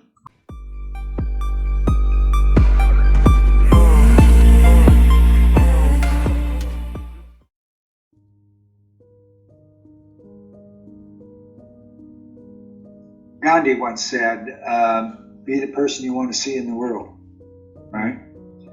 And we're born with an already established personality. We have who we have. Our temperament is already ingrained. And as we get older, we become witness to various stimuli around us that will affect in the world, that will affect the way we act and react to that stimulus, okay? And if you're around a certain type of thought process, good or bad, right? People around you that you love and trust, you're going to mirror them, at least for a while, until your personality basically comes in. Now, I have always been, as far as I can tell, a really nice person who likes to help people. I can remember helping little kids when I was a little kid, you know. And some of the people that I've worked with along the way became really nice people. Because when it really gets down to it, the people that I've worked with, that I'm in it for me and that's it. I don't care about you. They have a very miserable life, no matter this amount of success. When they change that idea to the more I help the people around me, the better I feel, the better my life is, and the more successful I actually become. Because there's going to be a point in time where you're going to get so high where it's going to affect your job and you're going to start getting fired all the time. Yeah. Right? Or worse yet, you're going to make those around you so miserable and all of them quit all the time and you have nobody to work with. Yeah. So it's important. Be kind. Be kind. It's free.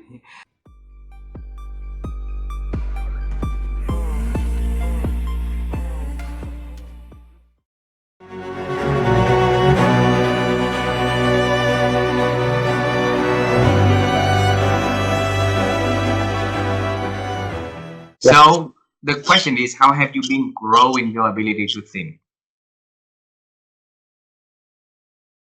By trying to think about things differently. By reminding myself that I'm shaped by my experience, so the way I think about things may not be the way other people think about things.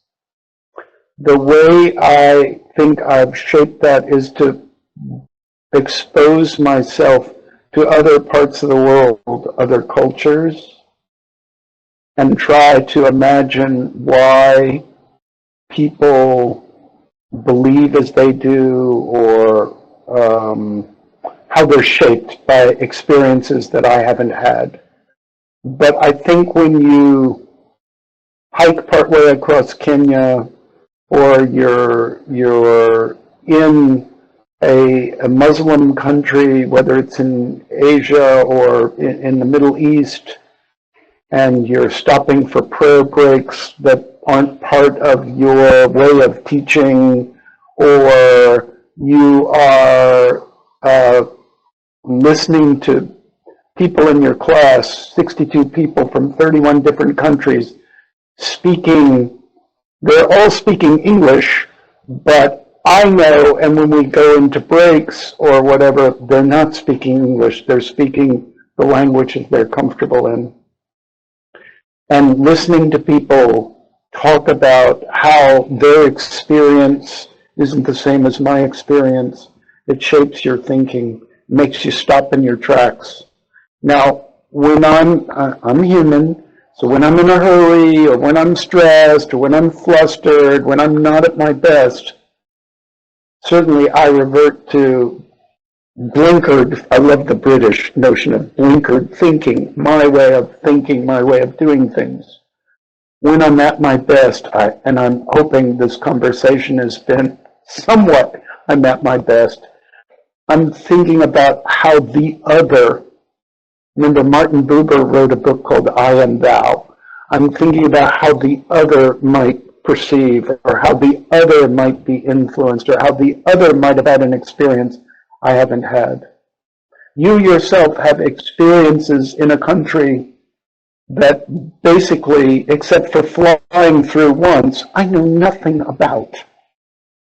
And so you have a set of experiences that I can learn from, but I have no experience of it. So I can only expand my thinking. I have an opportunity by saying, so tell me about it. So what was it like when you grew up? What happened with your parents? What did they experience? All those kinds of things that I have no experience of.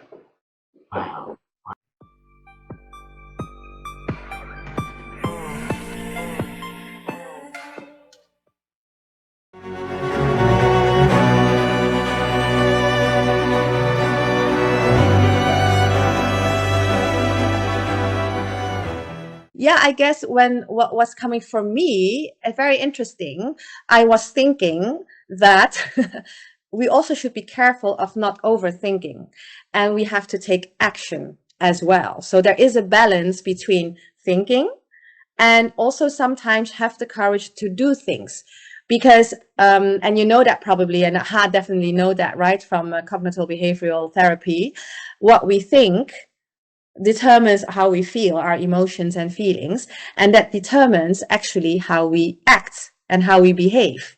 So, and sometimes I see that people who only think a lot, that they don't get into action because they get stuck into those limiting beliefs they have. So I actually often say, when it's very difficult to break that pattern of limiting beliefs, act. Because when we act, we actually shape new beliefs, because we collect actually proof for a belief which was actually not serving us. For example, if somebody is very afraid to ask a question, right? That happens a lot to us, right? In a room, right? At work, because they feel like they're junior and they don't have a good question to ask, and they're very afraid what people think of them. So they overthink a lot and they think they are not good enough, right? So you can break that pattern, right? Try to break that pattern and break that limiting belief. But sometimes it's so deep in them, it doesn't really work. So what you can do in the same time is just for the person to take the courage and be brave and just ask a question. Not think, but act. And by acting, you will find out that, hey, it is not so scary to ask a question. Actually, my colleague also wanted to ask the question, but actually didn't dare to. And then by acting and taking these small steps, by acting, you actually change the belief that you are not valuable enough, that you're not good enough. And then, and then you actually created a new belief for yourself, right? So that was actually the first thing which was coming up for me when you asked about thinking. I was thinking, be careful, don't overthink. That was the first reaction. But I think if I go back to thinking and expanding, I think it's really about different perspectives. Again, going back to learning from different people, different cultures, or reading a book, or anything which can give you different ideas. Because then, if you have more ideas, you will come up with different solutions, right? If we have only talking to 3 people, then it's very limited in terms of perspectives, right? But if we are open to more perspectives, I think it will help us to find a better solution in the end. But I think what is always difficult is that it's very easy, like, to talk to you when we have the same values, right? And we have to, and it feels familiar. It doesn't feel scary, right? But if people are very different from you, then it's very difficult to actually not judge and bring curiosity and really listen. Because sometimes we feel maybe like threatened, and then we don't open up. Or sometimes we think that this is a stupid opinion. I totally don't agree with it. But then you also close down, right? And I think also there, and that's why I really like our Covestro value, actually, Vivian, curiosity. If we can bring in curiosity everywhere, then it really lowers the judgment, and that really can help us also to work with people we don't feel so comfortable with, right? And that's very normal that we don't feel comfortable with everybody, but the people who are most different from us are actually the ones we can learn probably the most from, because they have something we don't have, probably, right? And that's always a very interesting area, I think, to explore. Like, if a person is giving me discomfort, probably because this person is very different from me, right? Different values, a very different background, and instead of not engaging, is bringing in curiosity to do engage, and then you actually found out we're all humans and we're still actually similar needs. But the starting point and the stories of the others are so different that sometimes, because of the different stories, their behavior is very different. So instead of judging the behavior and understanding the stories behind, I think is very helpful to expand our thinking. Going back to your question, expand the possibilities actually we may have. So. Is that okay? So it's maybe different than you expected, but it sparked something else when you are asking that question. And I think that's the beauty of interaction, right? Because nothing, for sure, you probably prepared your questions a little bit, but every person you talk to probably is very different, and other things are coming up, and also for me. I was very curious and excited, and I loved our conversation. And I truly hope that it maybe can inspire or give some ideas, and maybe even just different perspectives, right? People don't need to agree with or even do what I do. Definitely not, because we're all different persons. And I also think that we should not copy other people, but we should find our way, right? Our process, our values. And I think that's an easy thing. So I, as a coach, right, we never give advice, because we are not that person. But what we do as a coach is actually giving the opportunity to find out the different perspectives, and for them to choose what is the best for them in that moment, right? So therefore I also try to do that, just give perspectives, and hopefully that it resonates and people pick their own nuggets out of our conversation, right?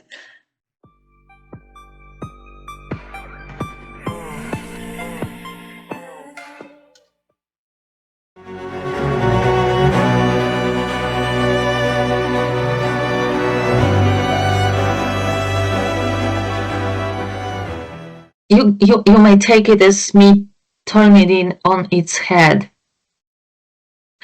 but it is listening to younger people, because they see things differently, and they see things differently for a reason. And I think that sometimes the older generations don't pay enough attention to why it's seen differently, and seeing the word differently, how can we move forward faster? How can we move forward with more grace? Perhaps. And then, to your point, never, ever, ever dismiss the wisdom of our seniors. You laugh, but I remember my grandpa and grandma, I told you, on the farm. To this day, I know what herbs to use for healing certain things. Just because they told me. They don't teach you that at school. Right? And that's, and it's not just the wisdom of curing something when you're in a field. It's the wisdom of appreciating and respecting the wisdom of our elders. Wow. And I think that's very important. Beautiful.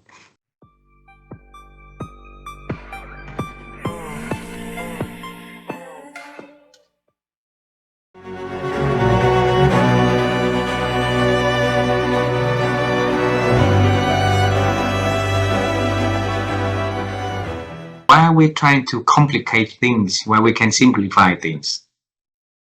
Ego. Ego. People's ego gets in the way. You know, I often say that you're in trouble when your ego eats your empathy instead of your empathy eating your ego. And I think that's really important that we think about that.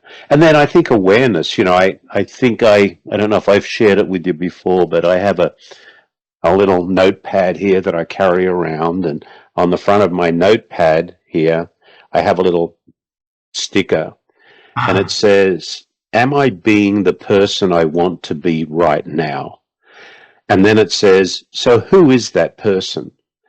And I have a list of the person I want to be, and I have to keep reminding myself of this because the world will try and make us something that we're not. So my list says, who is that person? It says, I want to be grateful. I want to be caring. I want to be empathetic and reasonable.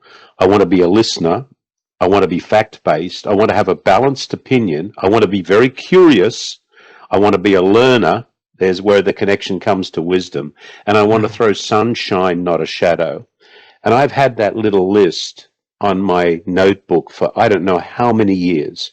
And there would not be a day goes by that I don't look at that, probably several times, because we have to remind ourselves that who do we want to be our best person without the world dragging us off into a place we don't want to be, because the world will do that.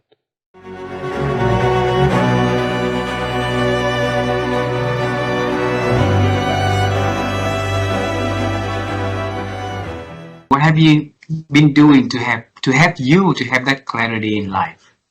For me, one of the best activities I ever undertook was shortly after reading Stephen Covey's The 7 Habits of Highly Effective People. I took one step that has impacted my life ever since, and that was in his chapter, Begin with the End in Mind, he talked about writing a personal mission statement. He said, you know, companies have mission statements, they're North Star to guide them, but most people never have anything like that. They just live paycheck to paycheck or vacation to vacation. So I sat down, and that was more than 30 years ago, and I wrote the personal mission statement. And then I would have it pop up on a task every day, Monday through Friday at work, one section of it to read. Now, every morning, as soon as I get up and I go downstairs, I have it on an app that I can listen to. And I think that just listening to it or reading it almost every single day for more than 30 years, it just seeps into your soul. And for me, the opening statement is that when I die, my goal is I want to hear God say, well done. Well done, good and faithful servant. You were faithful with a few things. I'm going to put you in charge of many things. Enter into the joy of your master. And I don't do that in I'm working my way to heaven or I'm earning anything. No, I just want to be pleasing to God like I would want to be pleasing to my wife or to my daughter. I don't have to earn anything from any of them, and I don't have to earn anything from God. But in gratitude to how he's changed my life, I want to be pleasing to him. So that opening statement, and then I go in and I talk about my faith, family, personal well-being, career. But that is like my North Star. Bring me back to that morning 30 years ago when you wrote that personal statement, because that's very important for people to be able to have their own personal statement also in their lives, right, Brian? Help us to share back what did you do on that morning for you to come up with that personal statement yourself? You're testing my memory. 30 years ago, I don't know that I remember the exact things, but I do know this, that my wife and I, we were going through marital issues. Everybody, if you stay together long enough, you're going to have issues that you're dealing with. And we were dealing with some really significant issues. And so reading that book, I was trying to, get some stability, I guess. And as I read that, about the mission statement, it made sense. And I was convicted that, I was one of those people, kind of living day to day, trying to be a good person, trying to do, right things, but didn't have something that I was working toward. And so I thought, if I can come close to being the person that I lay out here, that will not only benefit me, it will benefit my wife and our relationship. And then eventually our daughter came along and it's had benefit for her as well. So I think that's really what the catalyst was, there were just some hard issues going on. And I felt like this could probably help me in dealing with those.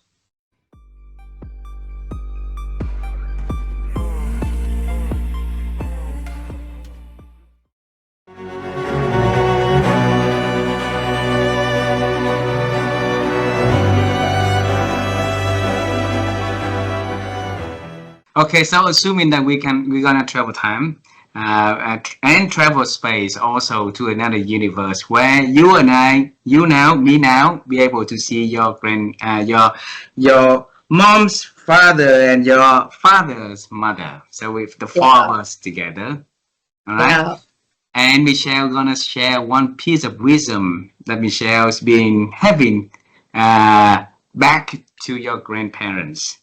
All right. So what is that piece of wisdom you are going to and proudly saying to them?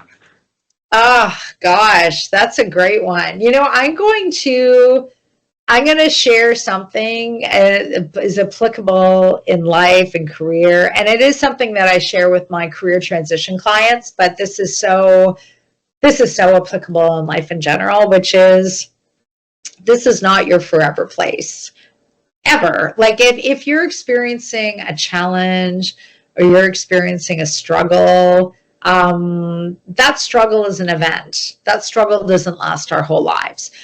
So whether the struggle is losing a job, maybe having a problem with the house and not sure if you can keep your house, or, maybe the falling apart of a relationship, or any of those kind of things, like this is not your forever place. Like things will turn around and things will evolve and they will grow and they will become better from here. It can feel very stressful in the moment, but it's not going to be how it always will be. So I think that's something that I've learned. I have learned that through life, with different situations and different challenges. And that would be one thing that I would share. I've seen it help so much, and I've seen the truth of it so much too. Wow. And I hope that this message, that piece of wisdom, will reach to many, many people during this challenging time in their lives, right? So that it can give them hope and it can give them the courage to continue to face with setbacks and challenges. So on their journey, they'll be able to find peace and joy.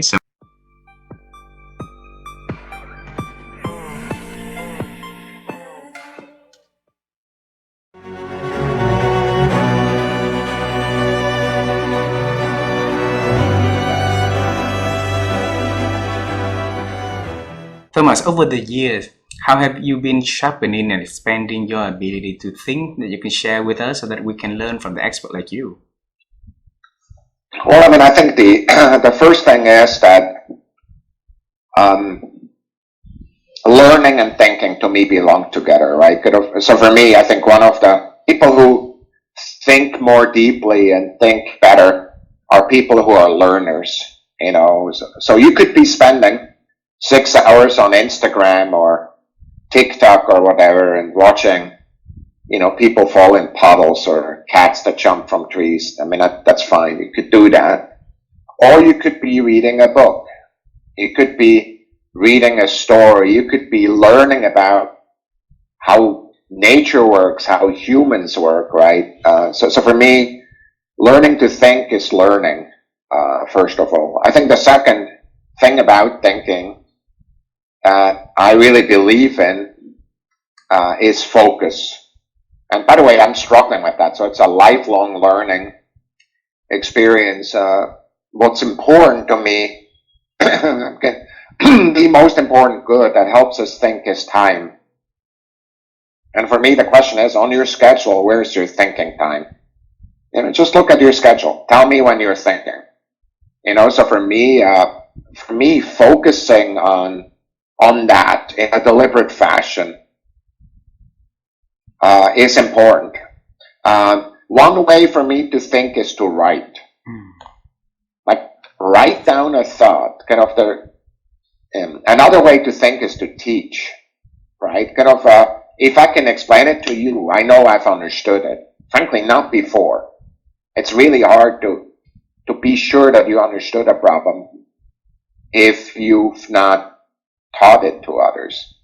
But the focus is the mental state. Of course, there's practitioners who teach you how to do that, you know, from your side of the world, right? You know, whether it's yoga, whether it's meditation techniques, right? Kind of calming your mind is a good thing. My version of that is I go outdoors a lot. I go run. I move my body. Kind of thinking also means to be in a healthy body, right? You know, so for me, that's the other thing that really matters. But really giving your time the focus, that your mind the focus that it takes. There's a final point that matters, and it's mattering differently for different people. I think well with other people. So some of my best ideas happen in the presence of other people. Not everybody is the same. There are people that need to be for 24 hours by themselves, then they have the best ideas. Or they have understanding. Again, I need my alone time too, but if it comes to thinking of new ideas, often it has to do with interaction of trusted individuals other than me. Also people who think differently than me. So that's another element of it. I mean, so those are kind of the pieces. I just, kind of the rule that I really always say, kind of whether it's about thinking or about other things, show me your calendar and I'll tell you what's important to you. So kind of if you say my goal is to do X and Y, your calendar does not show that. It's not important to you. You just talk about it. And so if your goal is to improve your thinking and your knowledge, show it when you do that in your life. It takes time to get better. I don't care what it is. Whether you want to get better in sports, whether you want to get better in science, thinking, get better learning about other people, it needs to be time that you spend. Time is the most precious good for everything. Wow.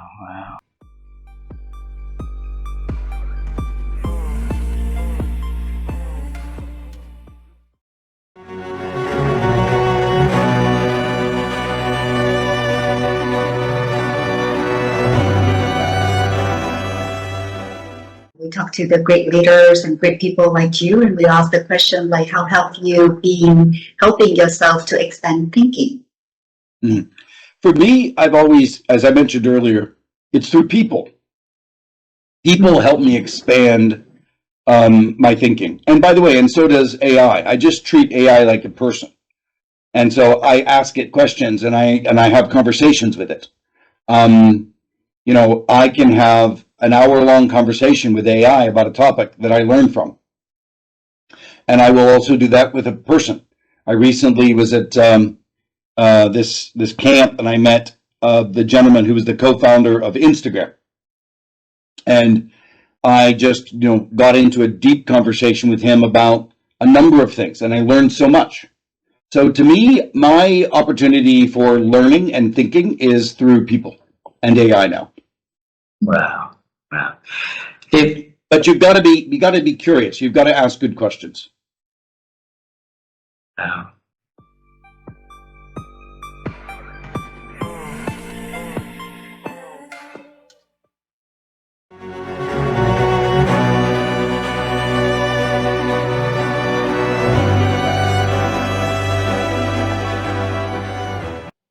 Well, this is where the neuroscience comes in really handy, because I have learned the different areas of my brain that I can use in better ways through the neuroscience. For example, I now know that if I take on too much and if there's too much stimulation, the stress curve and the impact on my goal direction, empathy, clarity, memory, all the executive functions from the prefrontal cortex, the more I take on, the more the capabilities will be impaired. So I have learned to stay in this zone of stimulation and stress to not go over the curve where it becomes so much that I can't think clearly anymore. So the neuroscience has really helped me understand my thinking and where it gets to be a challenge and why. And I think that is the incredible benefit of learning how the brain works, because we suddenly begin to understand why we do the things we do, and why some of the things work and why some of the things don't work, because it is related to neuroscience. Wow. Wow.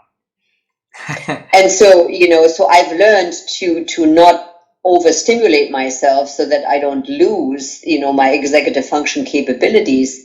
But I've also learned that, I can't keep everything in here.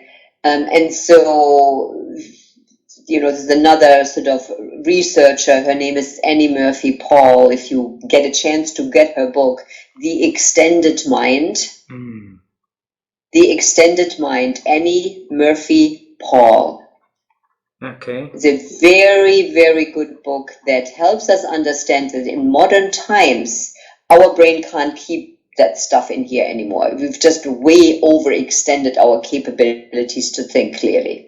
And so the extended mind is the philosophy that we need to offload what's in here into other areas. And so having a to-do list, a vision board, a whiteboard where you can move things around, things that become visual, help us offload what's in here in terms of thoughts. Wow. And frees up space. So I have learned to offload, so that I only keep in here what I need in this moment. Wow. And that will happen. So that I don't get distracted about the next thing. And it's like, that's offloaded already. The next thing is offloaded. It's already in a file. It's on my calendar. It's on my to-do list, on a sticky note. It's in a reminder. So that's already handled. So my brain doesn't have to hold that now in here while I'm talking to you. Wow. Thank you so much. So that book is mind-blowing. It's fabulous. It's extremely well written. Lots of stories, and not sort of so scientific that, she'll lose the reader, but I can highly recommend it. Absolutely. Annie Murphy Paul. Right, and the book Annie Murphy Paul. And the Yes. book, The Extended Mind. The Extended Mind. I will Yes. definitely look forward to that book, and I also look forward to contact her and send and send your message to her. You were the one who introduced me to Yes, her you work. can tell her there's a fan club out there in the coaching world that she might not be aware of, and we love her work and her research, and we use it all the time in coaching. So if you get to talk to her, you can say there's a big group of people out there that love your work.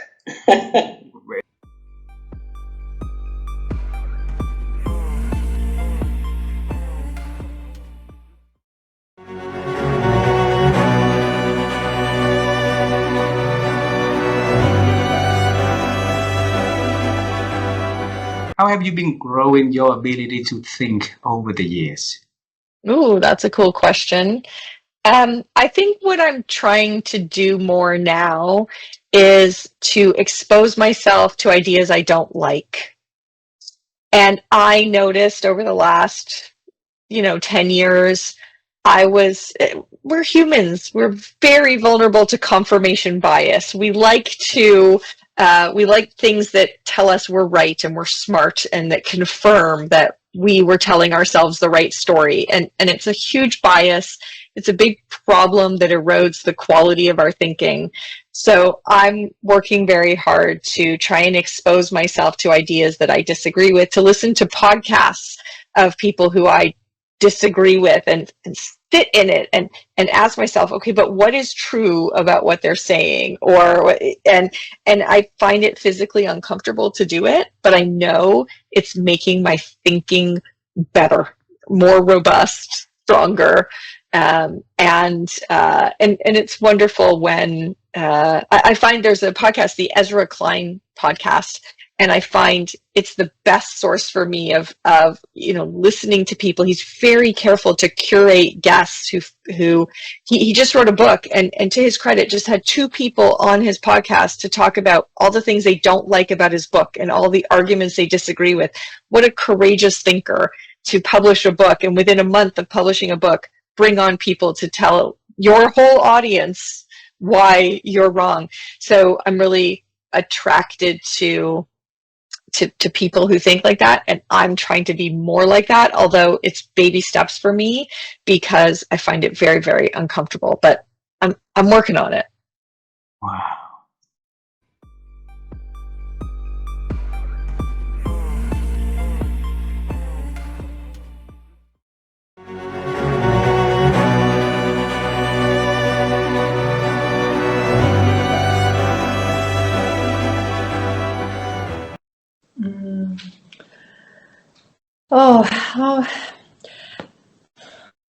I think for me, it is about staying curious and continuing to seek out new ideas, new information. And that has been by reading, that has been through podcasts, YouTube. There's so many incredible sources now where when I first moved to Zambia, I thought, oh, I'm in this tiny little country in the middle of Africa. I have access to nothing. That's not true anymore. I have access to the whole world because of the internet and shows like yours and so on.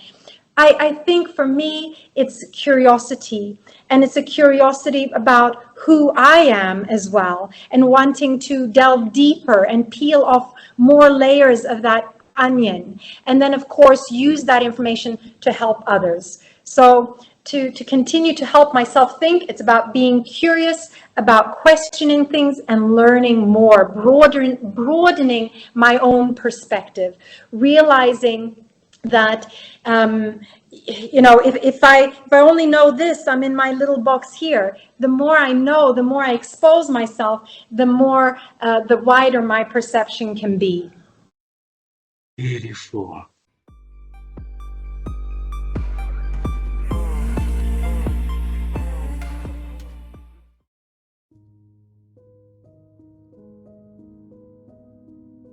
So teach us your way of expanding your ability to think so that we can share back to our audience, please.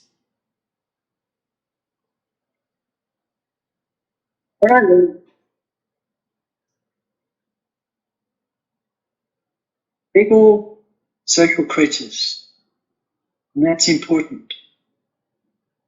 We evolved from sitting around campfires after hunting all day and trying to survive all day.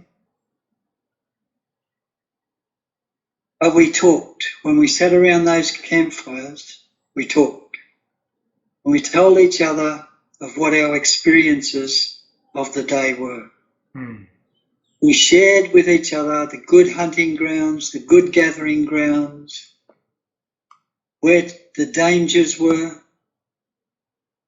That is still true today. When we sit around a meal, or we sit around in a circle and we talk to each other and we share our experiences, we're learning. We're learning from each other. Sometimes it's about learning what I don't like. If I don't know where I want to be, it's about learning where I don't want to be. If I don't know what I want to do, it's about learning what I don't want to do. There's the key, I think, to improving the way I think is listening to other people. It's about learning. Beautiful. Just simple learning. Thank you very much.